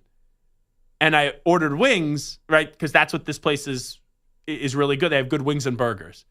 And since I just woke up like 30 minutes before or an hour before, I said, oh, let me get an iced coffee. Iced coffee and wings. Not a good combination. If you ever want something to go through your body in a snap of a finger and your body basically become Niagara Falls is what I will just say. You like the way that I just worded that, Sam? Have iced coffee and it opens everything up, and then eat wings and it really opens everything up. And by the way, it's Daly's birthday now. So happy birthday to Daly. Two-Tone Tony says Anchor Bar in Buffalo. Folks, overrated. Anchor Bar's fine. Overrated. Go to, oh my goodness gracious. I'm blanking on the name of it. It's one of my favorite places in Buffalo. Oh, why can't I think of the name right now? Because I'm stuck on Duff's that is really damn good there. Oh, Bar Bill Tavern. Bar Bill Tavern. Those are top 3 wings that I've ever had. And make sure that you dunk those wings in blue cheese, folks. Daily, I'm telling you, wings and coffee, feel free to steal my idea. Oh, let me tell you. I'm still nauseous from the wings and iced coffee combination. Takes 2 to tango. Those 2 things don't tango. Anyway, Adam Schefter has details about Aaron Rodgers meeting with the Steelers. Aaron Rodgers spent about 6 hours at the Steelers training facility today, meeting with their coaches. It was said to be a positive visit, and the 2 sides will stay in touch. Here's the bottom line. Mike Tomlin wants Aaron Rodgers. I really do believe that. Aaron Rodgers, it's not his preference one. He wants to go to Minnesota, but Minnesota doesn't want him right now. So how much longer are you to make this thing be a thing? The decisions right now that are realistic are retirement, the Steelers, or the Giants. I'm fine if he retires. But the Steelers also have to have the backbone here as well. And this is a step. Rodgers will elongate this process because this is what he does. And people will say, oh, it's a tough decision for him to make. Come on, folks. What are we doing here? The only way Aaron Rodgers wins and the waiting ends up working out is if Minnesota somehow caves, which I don't think they're going to do. So let's just have this thing happen already. If it's going to happen, just have it happen. And I still do believe that he's going to the Steelers. It's like 93% at this point that he's going to the Pittsburgh Steelers.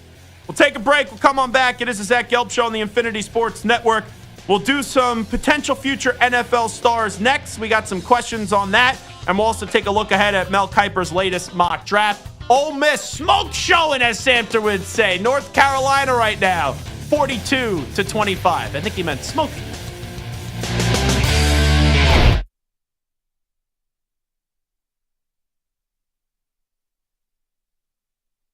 You're in a 5-minute break.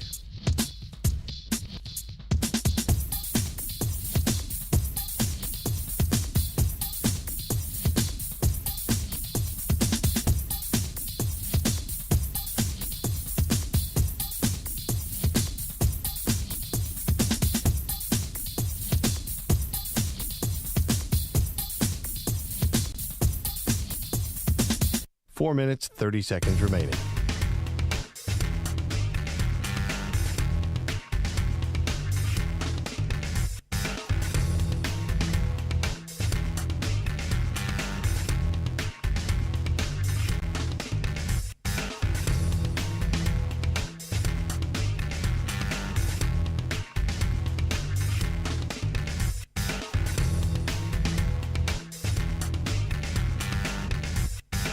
Four minutes remaining.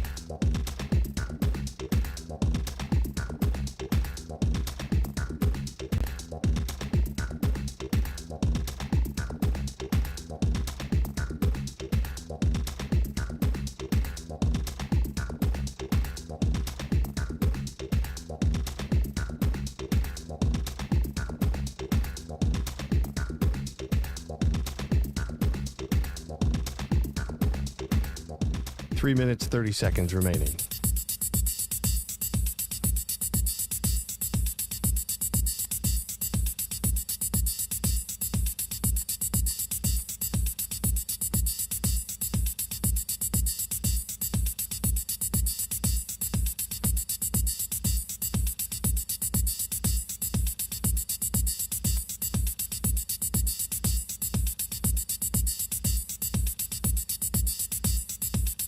3 minutes remaining.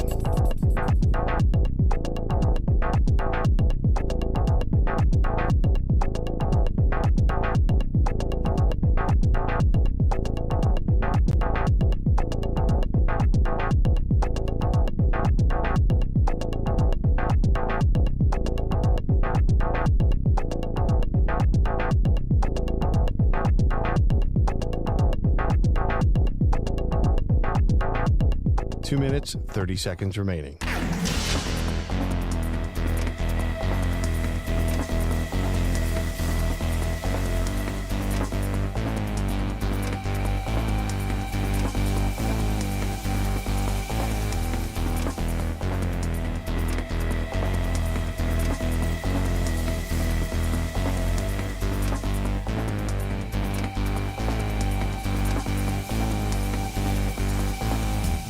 Two minutes remaining.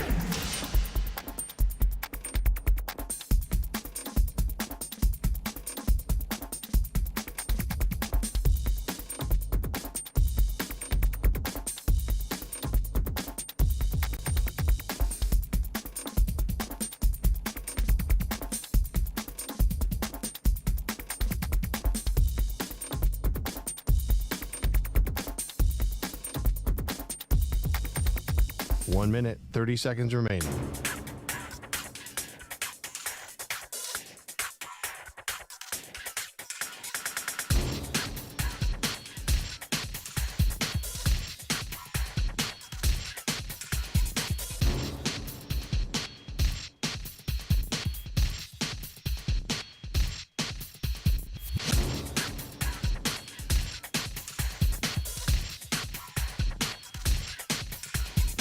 One minute remaining.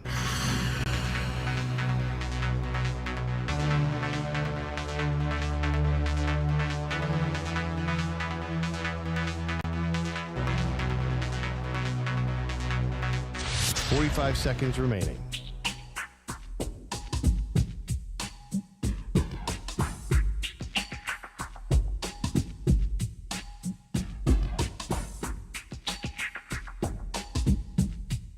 Thirty seconds remaining.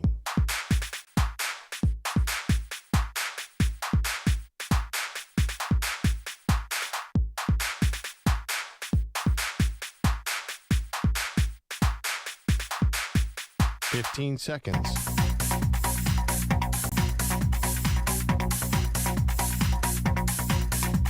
Break ends in 5 seconds.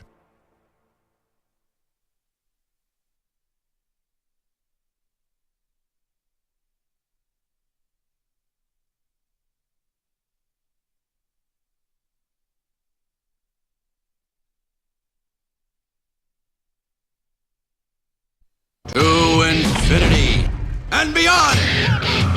He's live. He's nationwide.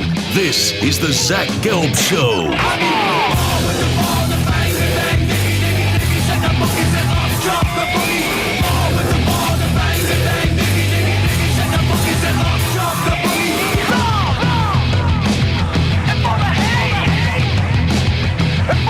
Here's your host, Zach Gelb. Day number 2 of the NCAA tournament. Some people will say, oh, no, it's really day number 4 because you had Tuesday and Wednesday. Those people, I don't like to associate myself with them because the NCAA tournament for me doesn't really start in terms of our interest until the first Thursday of the NCAA tournament. So day number 2 of the NCAA tournament is underway. And Stu, give me my sounder, please. Baylor earlier today, 75-72 over Mississippi State. We had an upset alert, and it is a final, as you know by now. Number 12, Colorado State, taking care of business against number 5, Memphis, 78-70. Iowa State rolled Lipscomb in a 3-14 matchup, 82-55. It was close, 4-point game at the half between Alabama and Robert Morris. It was even close in the second half. But Alabama did pull away late, defeating Robert Morris 90-81. And we have 4 games in action right now. Grand Canyon just underway with 12:22 to go in the first half. And they are trailing Maryland by 2. It's 9-7 in favor of Maryland. Ole Miss at the half. They are crushing UNC, 44-26. Chris Beard continues to be one of the best coaches in the country. Vanderbilt, 10-7 matchup, 13:34 remaining in the first half. It's 39-31.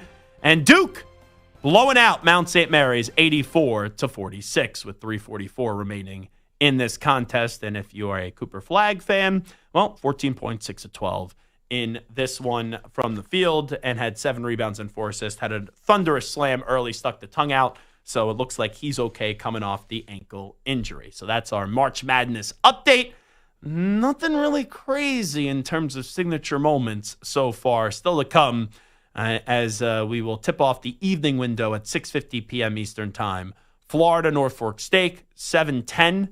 You do have Kentucky and Troy. That's a 3:14. Marquette, New Mexico, Shaka Smart, Richard Pitino. That's a 7:10 matchup at 7:25 p.m. Eastern Time. You have Arizona and Akron in the 4:13 game at 7:35 p.m. Eastern Time. Good coaching matchup here. Porter Moser against Danny Hurley.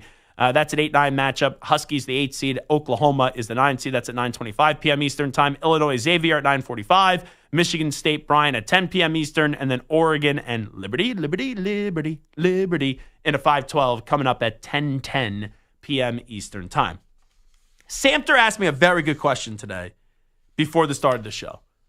And Samter, give me the way that you meant it when you said, who's going to be the bigger star in the NFL? Is it Travis Hunter and Shedeur Sanders? And how you classified stardom, in your opinion. So I'm not necessarily talking about who's going to be the better player. Mm-hmm. It's more like who's going to be more impactful on the league. Who are we going to be talking about more? Who's going to be more interesting? Who's going to, and talking about them because they're interesting, or talking about them because they have a good podcast, or talking about them because they're the best player in the league, talking about them because they're winning Super Bowls. Just who are we going to be talking about? Who are we going to be looking back and saying, man, that guy was great. That guy was interesting. That guy was who we had to talk about. So there's multiple ways then to break it down. Who do I think is the better player? Travis Hunter or Shedeur Sanders? I think pound for pound the better player is Travis Hunter. Now, in terms of marketing and personality, Travis Hunter is kind of like an old soul. Whereas Shedeur Sanders, I think if his play could meet it, which is the big if, he could be a megastar off the field. He's got $1 million smile. He's got a confidence to him. He's got a bravado to him. Some dope said, it's brash and arrogance. I think it's fun. I think it's an alpha type of personality, which is a good thing. And also the position. Even though Hunter can do something both ways, quarterbacks went out. So the position for Shedeur Sanders is more important.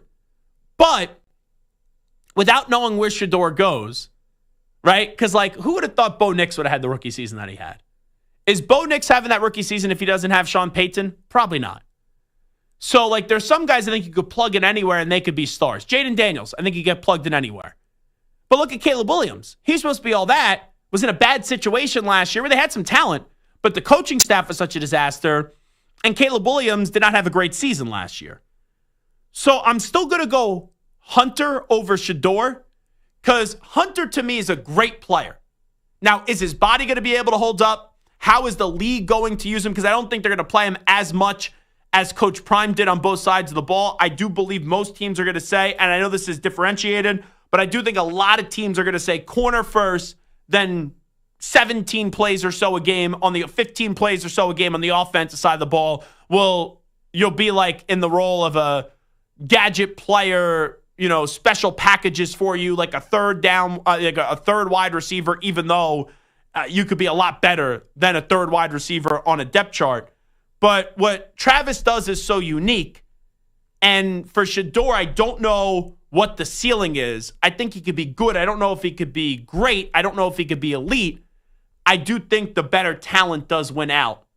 And Travis, obviously being a Heisman Trophy winner, is also, right, another feather in his cap and so much national notoriety, where if Shedeur pops off, I do think the answer then is Shedeur Sanders. But I'm not confident in saying that Shedeur is going to pop off, but I think Shedeur will be good. You know who Shedeur could kind of remind me like? I don't think anyone's ever said this. Baker Mayfield. Where Baker had such a big personality, and that has rubbed some people the wrong way. And I understand it didn't initially work out for Baker, even though he did win a playoff game in Cleveland. But they quickly disposed of him. And Baker now has found his rhythm, but in a place that's usually kind of irrelevant, right? You know, Tampa Bay, it's not this big national media market.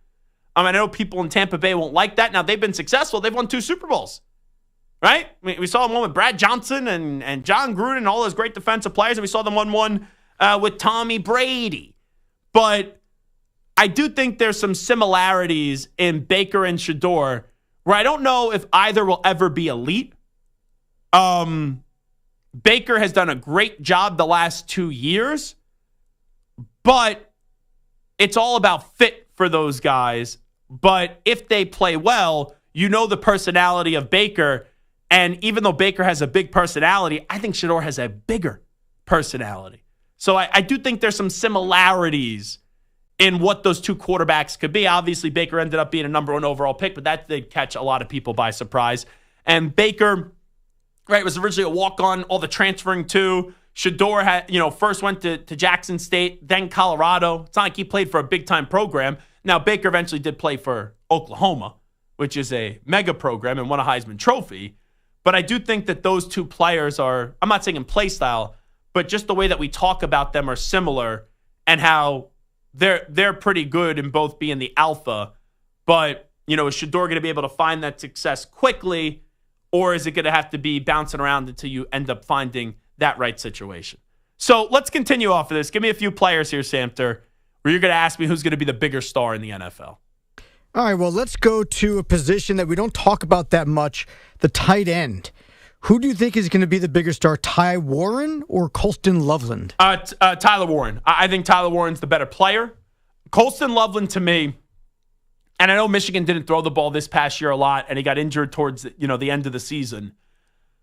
I thought Colston Loveland was going to be great.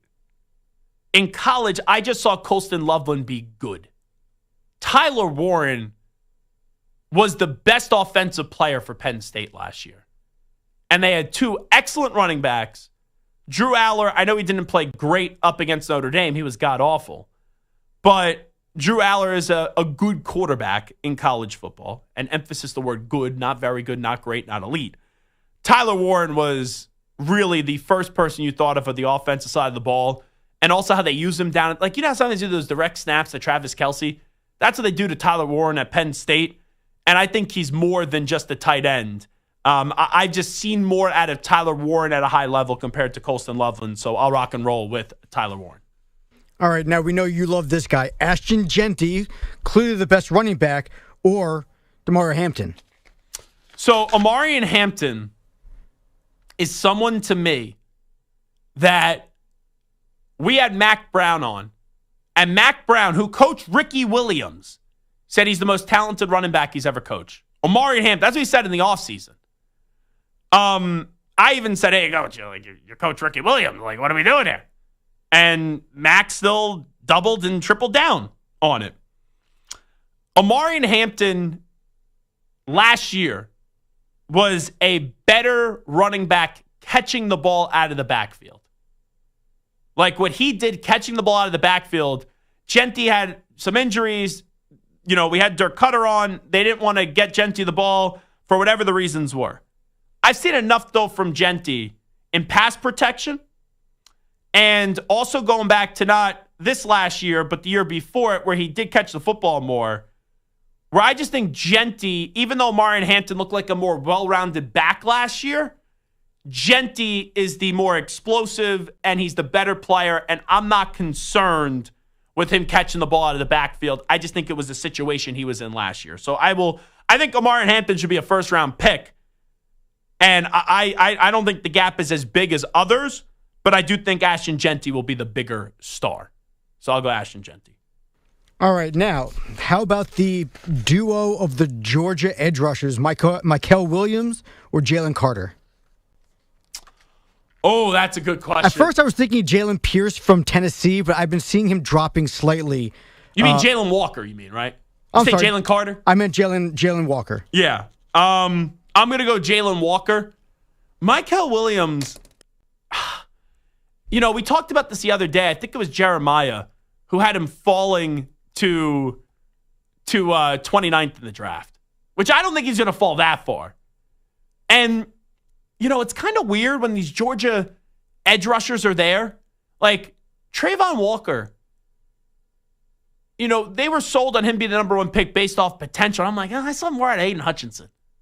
Right? Like, I thought I even thought Kayvon Thibodeau should have been picked before Trayvon Walker. So, Aiden Hutchinson is age, Kayvon Thibodeau not so much. But I think Jalen Walker is the person here that has the higher ceiling.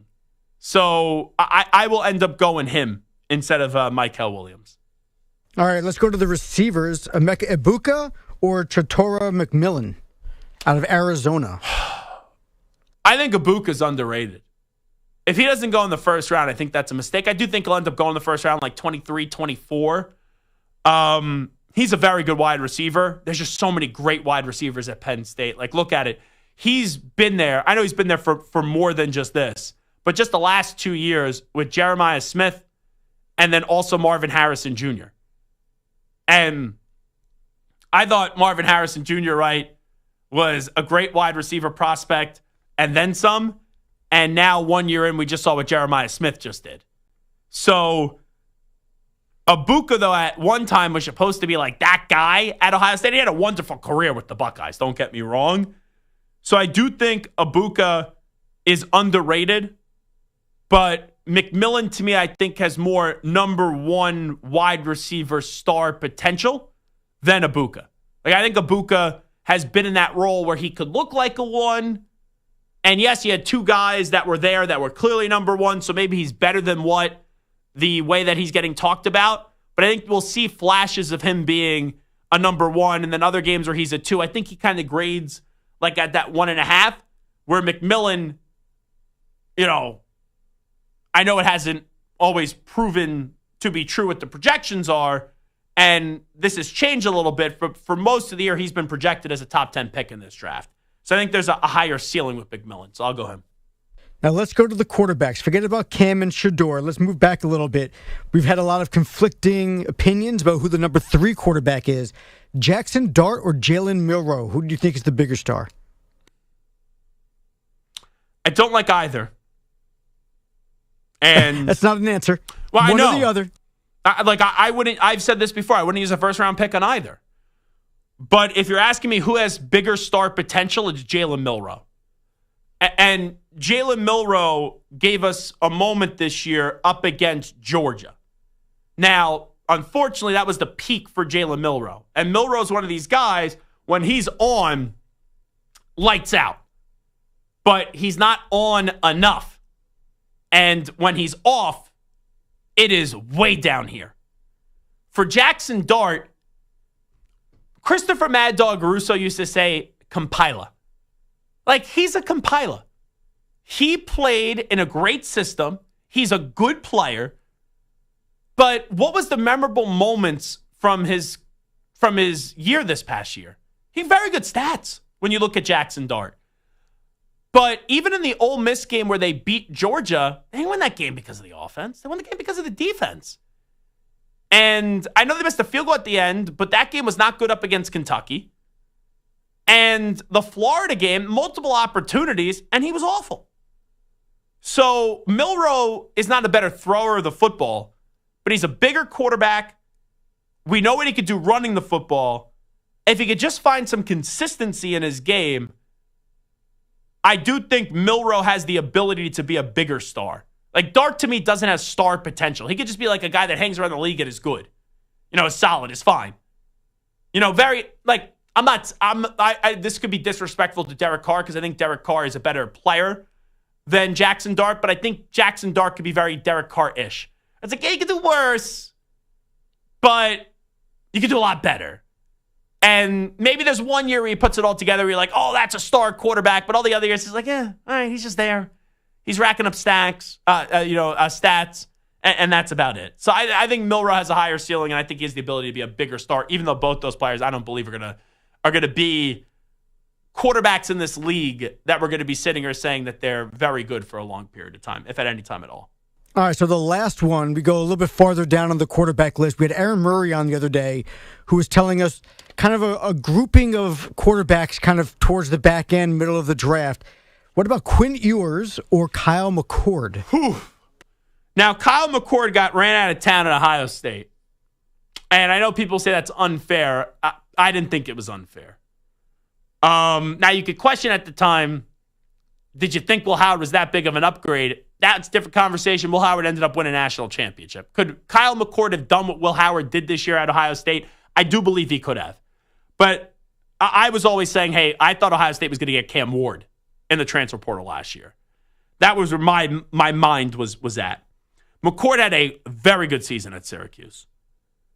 Quinn Ewers, though, the last 2 years at Texas, all this guy has done is won. He's brought Texas back. Now, we've always been thinking, Arch Manning, right? And just get to Arch, just get to Arch, just get to Arch. Quinn Ewers won a Big 12 championship.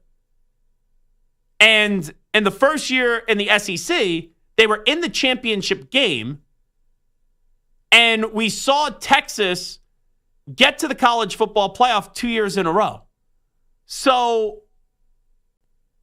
do I think Quinn Ewers has been as respected as he should for what he's accomplished? No.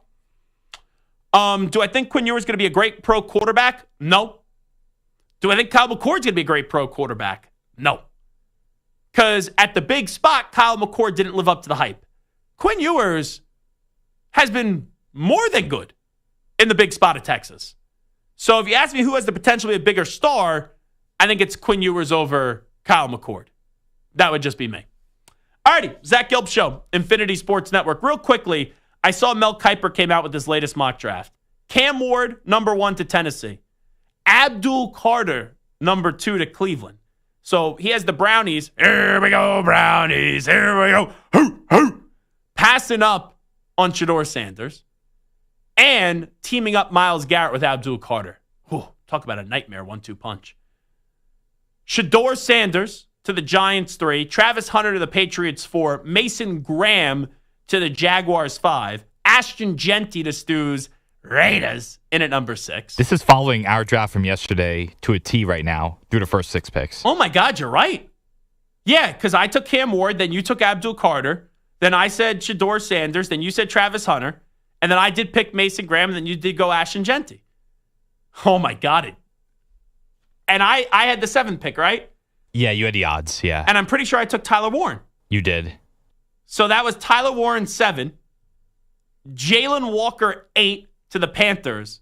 Do you remember? Hold on, I have it right here. Yeah, we had Jalen Walker 8 to the Panthers. That's great. Did Mel Kiper cheat off our paper? He might have. He really might have. Well, here's where it does not end up grading out the way that we did. He had Jackson Dart going to the Saints 9. Okay, we did not have that. Yuck. Yuck, yuck, yuck. We had Jahad Campbell. And then we had the Bears taking Will Campbell. He has the Bears going Mykel Williams. So look at that disparity. Mykel Williams going 10.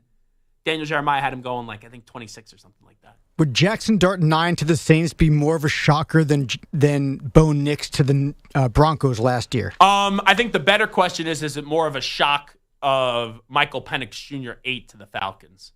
Yeah, because Bo Nix, I was, don't get me wrong. Right. I was very surprised that Bo Nix went 12. But Sean Payton fell in love with him. You know what? You always realize this. A day or two before the draft, Adam Schefter writes an article that for some reason no one reads it because it's not on ESPN in terms of him talking about it. But someone aggregates it. And he was talking about this belief that Bo Nix could go to the Broncos. And then that, for some reason, went all over the place after it happened. I would say and it was also similar stuff with Michael Penix Jr. too in that reporting. I thought the Michael Penix Jr. was a bigger shock just because they had Kirk Cousins. The Broncos, if you would have told me 3 days before the draft that Bo Nix would have been the 12th overall pick, I would have said, what are you smoking? Don't get me wrong. But at least the Broncos needed a quarterback. At the time, the Falcons didn't need a quarterback. I think, for me, Penix, like to your point, Penix was more shocking because of the team he went to, but I think we all expected him to go top 10 or at the very I thought least top 15 because the injuries. We all kind of thought like the latest he would go would be 12 to the Broncos. So we all kind of expect, and Bo Nix felt like a late first, maybe early second round kind of guy. Yeah, so I agree with you that the thought with Bo Nix was second round, like late first. Michael Penix, I thought there was a chance he'd get to the 20s just because of the injury history. Right. But it was shocking because of the team, not because of the number. Him going 8 wasn't shocking. The Falcons were shocking. Even in a bad quarterback draft class, if Jackson Dart goes 9th overall, it's more shocking than Michael Penix Jr., and it's more shocking than Bo Nix. Wow. All right? Wow. He shouldn't go 9th. I agree. Who at the end of the college football season said that Jackson Dart was going to be the 9th overall pick in the draft? Who even said he was going to be the 3rd quarterback in this draft class? Nonsense. The guy was not a great quarterback this year. You look back at Jackson Dart, once again, the game up against Georgia they won was won because of their defense on Ole Miss. I know they missed a field goal again up against Kentucky, but the offense was crap that day. And also, you look at the Florida game, how many chances did they have to win at the end? Billy Napier, his job was like dunzo. I know the AD came out and said, oh, yeah, we're going to bring it back, blah, blah, blah. But people were so down on Billy Napier. And Jackson Dart had multiple opportunities and then beat that Florida team.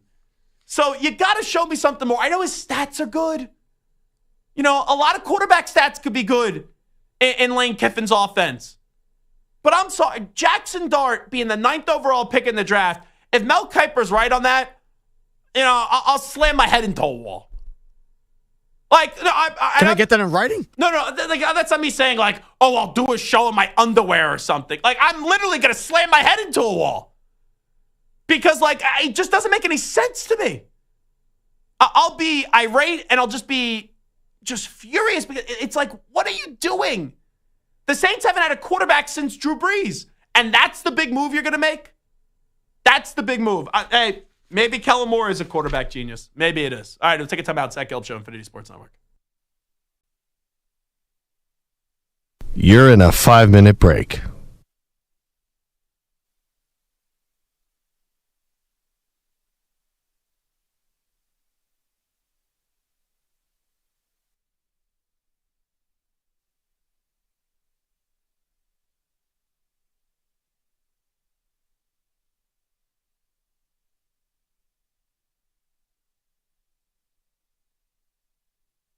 Four minutes, 30 seconds remaining.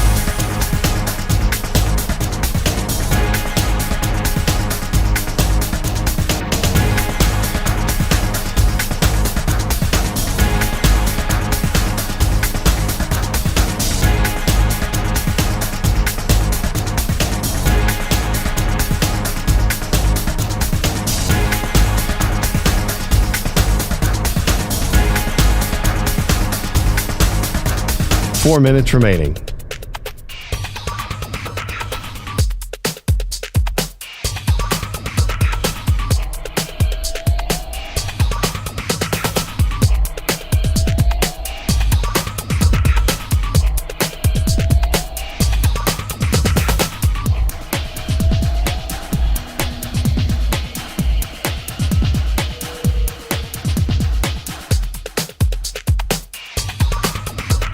Three minutes, 30 seconds remaining.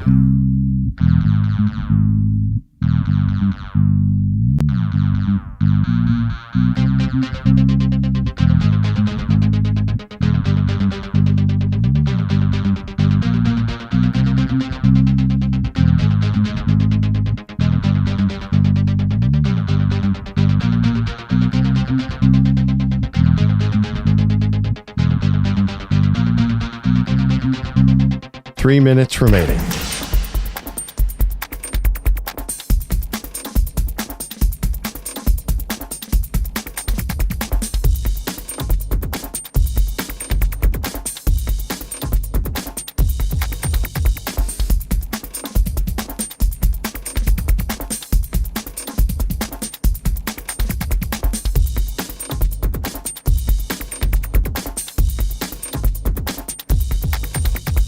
Two minutes, 30 seconds remaining.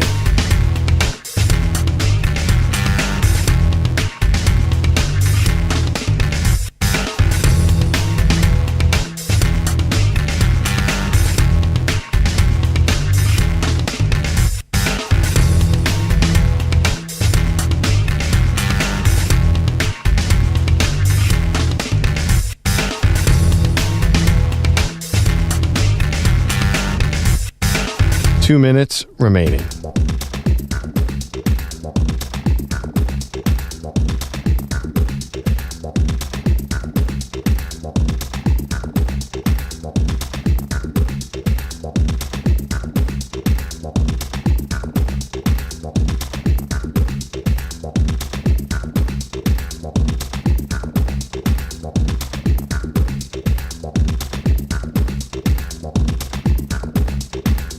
One minute, 30 seconds remaining.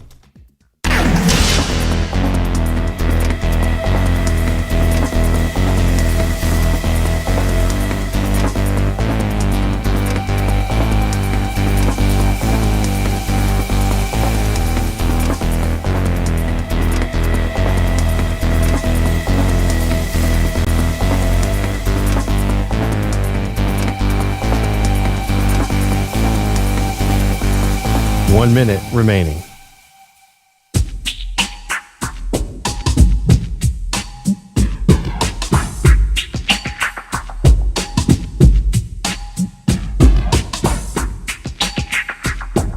.45 seconds remaining.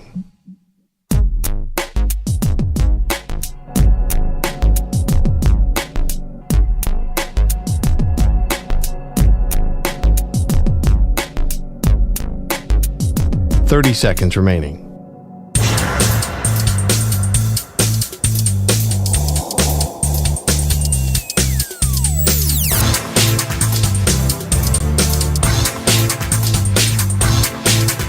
.15 seconds.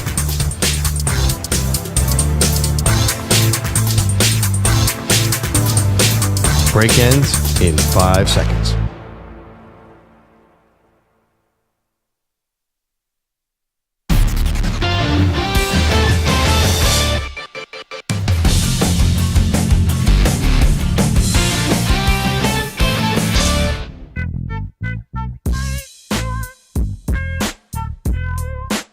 You're listening to the Zach Gelb Show on the Infinity Sports Network. All right, day 2 of the NCAA Tournament. Final so far. Baylor taking care of business up against Mississippi State. That's 75-72. These are all finals. Colorado State as a 12-seed upsets Memphis 78-70. Iowa State thumped Lipscomb 82-55. Alabama 90-81 winners over Robert Morris. And welcome back, Cooper Flagg. He played well, looked good in a 93-49 victory for the Dukies up against Mount St. Mary's.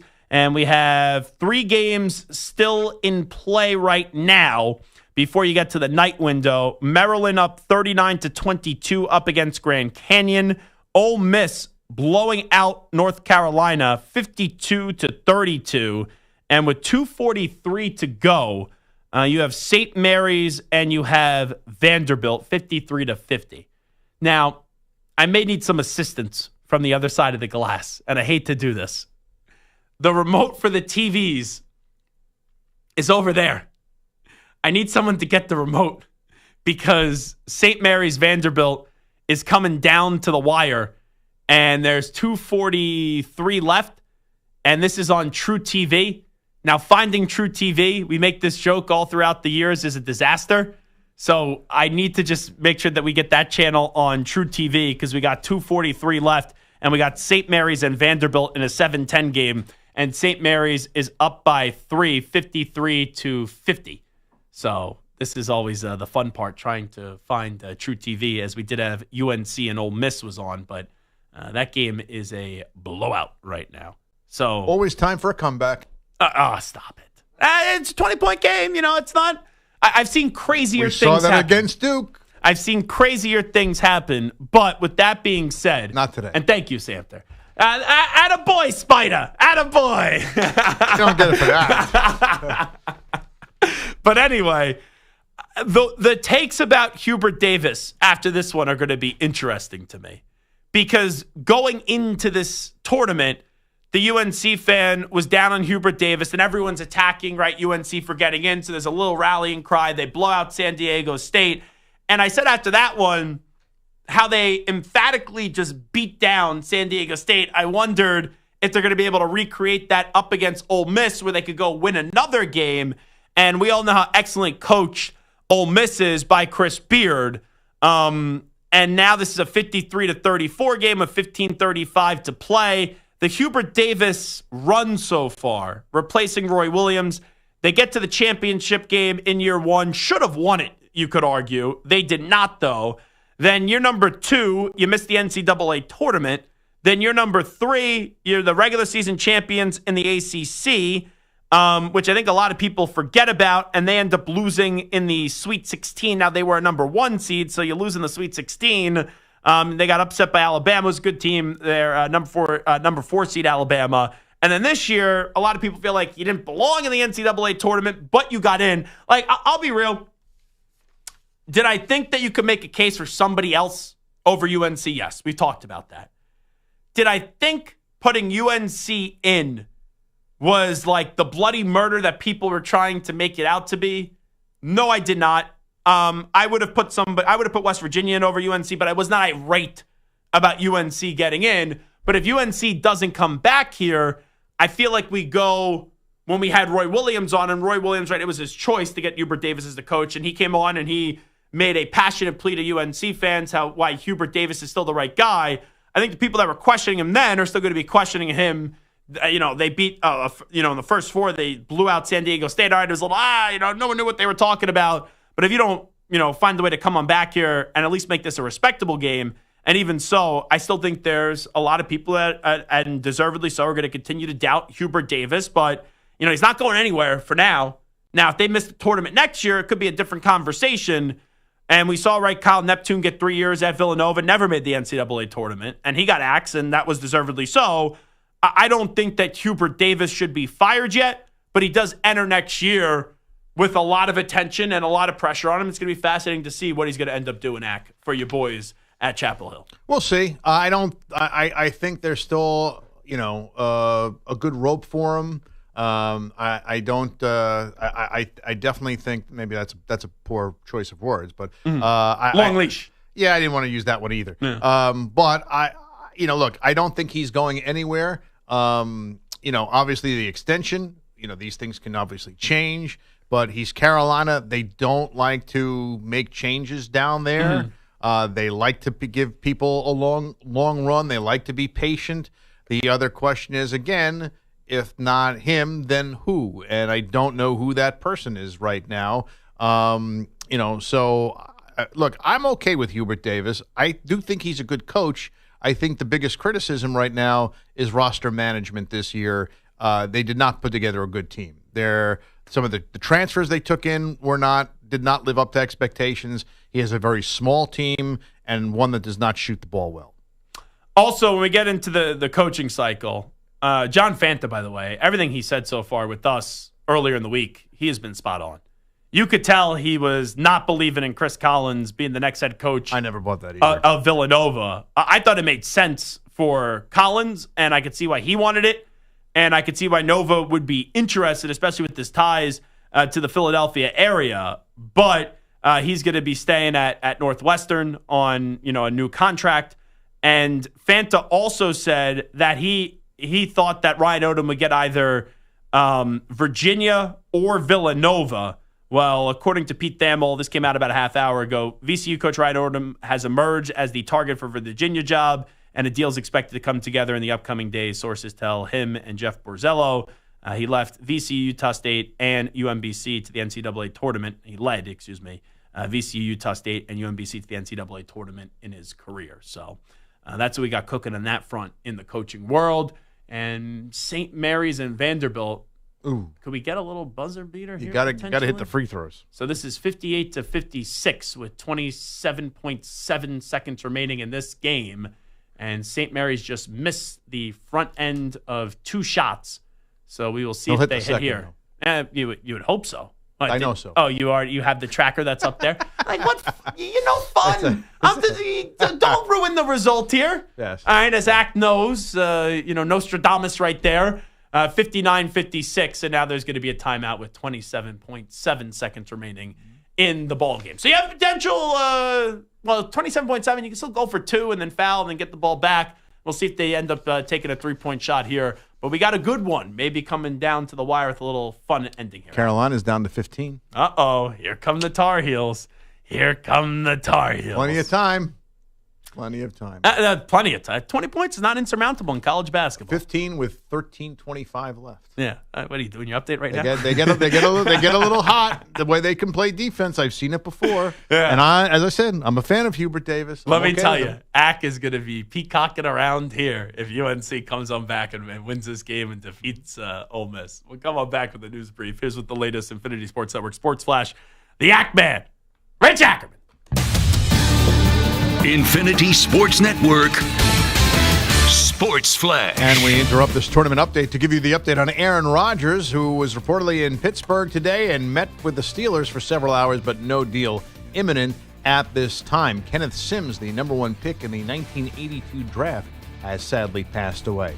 The tournament goes on today, and we have one coming right down to the final seconds. St. Mary's with a 3-point lead over Vandy with 27 seconds left, 59-56. North Carolina has cut it to a 13-point deficit. Ole Miss in front, 56-43, just under 13 minutes left. And Maryland comfortably in front of Grand Canyon at the half, 42-28. We did have another 5-12 upset today. Colorado State knocks off Memphis 78-70, while Baylor edged Mississippi State 75-72, and Iowa State an 82-55 winner over Lipscomb, and Alabama defeated Robert Morris in what was a close game throughout 90-81. Duke blows out Mount St. Mary's 93-49. Cooper Flagg looked absolutely fine in his return from an ankle injury and played 22 minutes with 14 points and 7 rebounds. I'm Rich Ackerman. Hey, like us on Facebook. Our handle is INF Sportsnet. That's INF Sportsnet for our Facebook page. This is the Infinity Sports Network.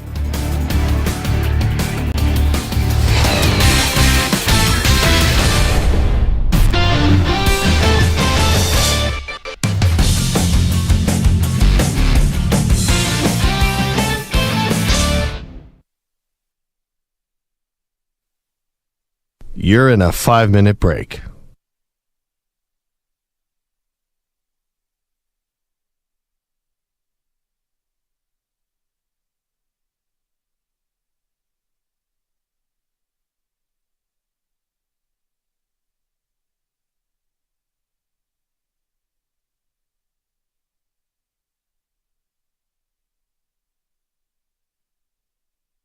Four minutes, 30 seconds remaining.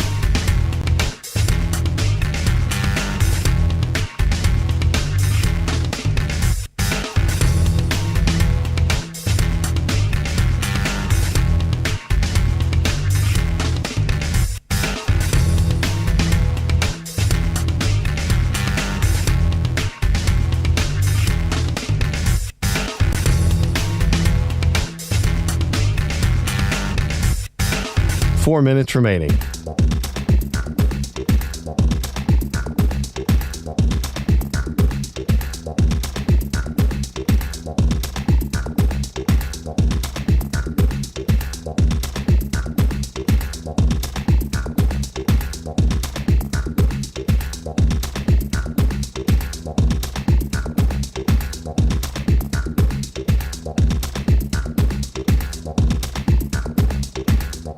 Three minutes, 30 seconds remaining.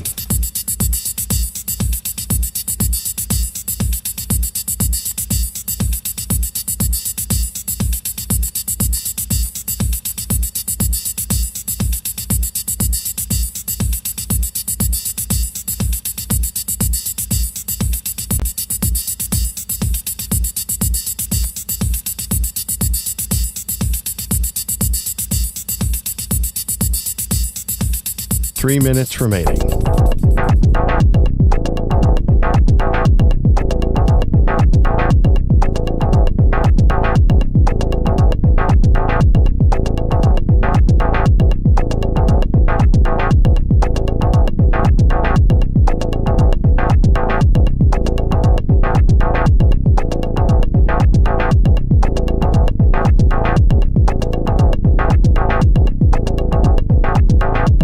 Two minutes, 30 seconds remaining.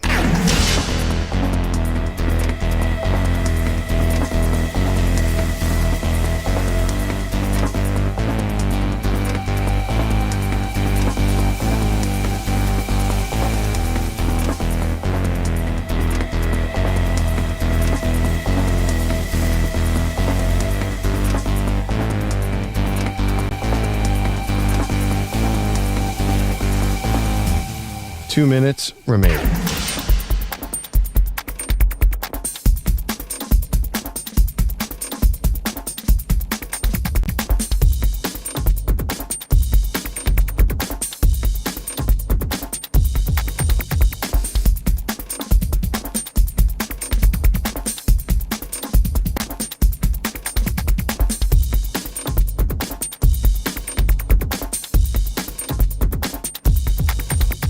One minute, 30 seconds remaining.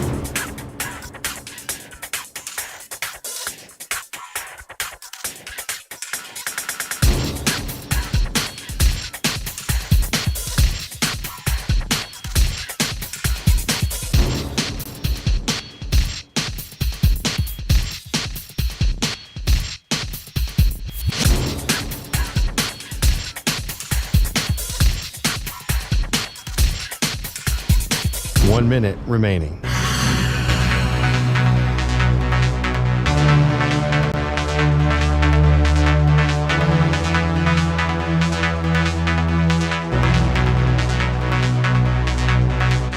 Forty-five seconds remaining.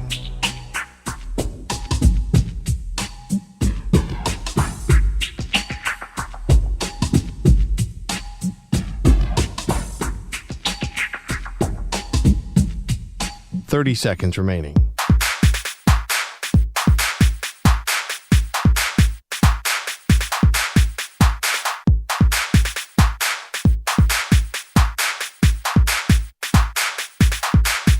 Fifteen seconds.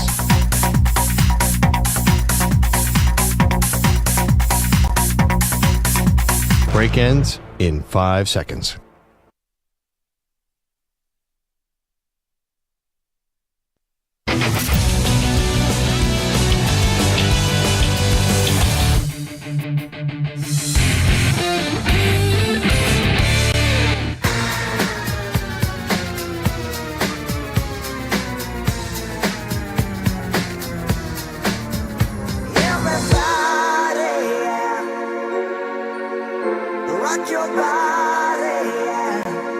Hey, this is Howie. And this is Nick. From the Backstreet Boys. And you're listening to the Zach Gelb Show. And guess what? Zach is back. All right. He's live. He's nationwide. This is the Zach Gelb Show. Oh, my God. We're back All right, it's time to answer Ask the Pros question of the day, and it's brought to you by O'Reilly Auto Parts. Trent in Knoxville says, Zach, I heard you had Cade Phillips on the other day, and he admitted the team is fueled by some of the outside noise and attention about Rick Barnes never winning a national championship up until this point. Who is a coach without a national championship that you would like to see win one this year? You could submit a question by tweeting at INF SportsCenter at Zach Gelb using the hashtag #AskThePros. Think O'Reilly Auto Parts for all your car care needs. Get guaranteed low prices and excellent customer service from the professional parts people at O'Reilly Auto Parts. O'Reilly Auto Parts. For me, it's Bruce Pearl. I would love to see Bruce Pearl win a national championship. I think there's a good chance they get upset tomorrow up against Creighton in that 9-1 matchup, but I would really like to see Bruce Pearl win a national championship. All righty. Without further ado, I'm not talking about Freddie Adu. It's time to update you some of the biggest stories in the world of sports with some audio. We get to a news brief right now.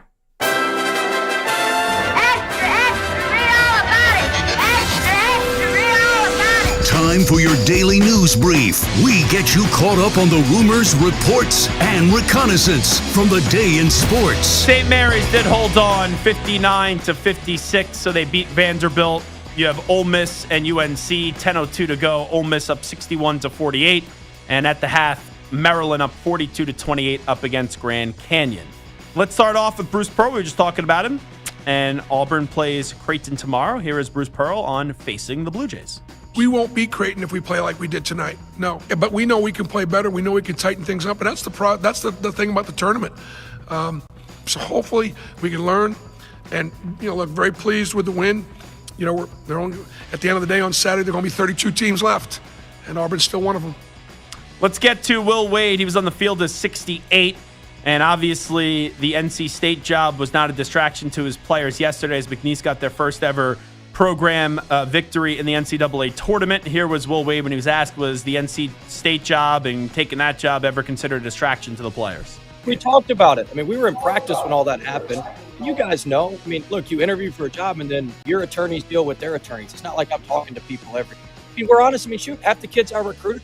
Hey, look, the goal is to go Power 5 after this year, and some of you guys can go with me, and some of you guys, so we all know what's up.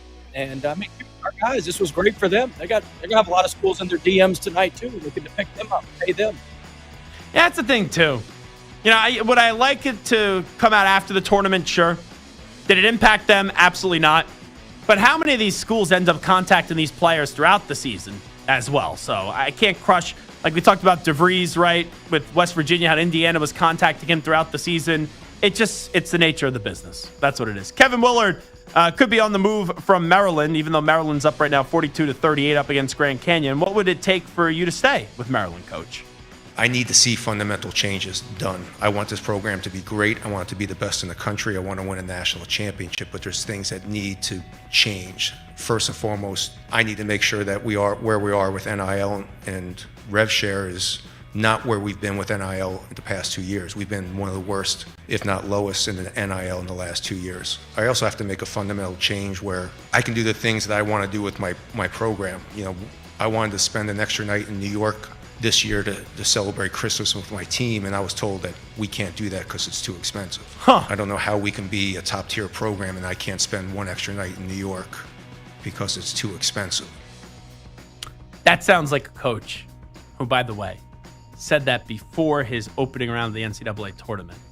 That is either using his platform to actually spark change, or a coach who has 1 foot in, 1 foot out, and the only thing that is keeping that foot in is that he is still coaching a team that is a good team that could go on a run here in the NCAA tournament.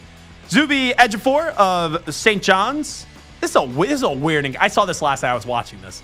This is a weird encounter with the media, and it's on the media, not on Zuby. I like Zuby, but why doesn't he seem happy after a win? Zuby, usually after a win, like when we're talking to you, you seem very upbeat. You do not seem upbeat tonight. Are you a psychologist now? You don't seem as upbeat as usual. Is there a reason for that? Tell him your girlfriend broke up. You give him a psychological thing. Tell me. No girl issues, but Anybody have any Prozac out there? Give it to me. What a weird question.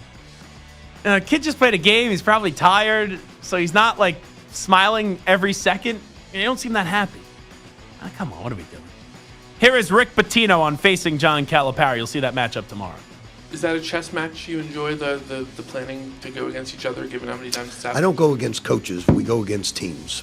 He doesn't have to worry about me. My jump shot's long gone. So he's got to prepare for our team. We've got to prepare for his players. He's preparing for our players. So John and I don't play one-on-one anymore.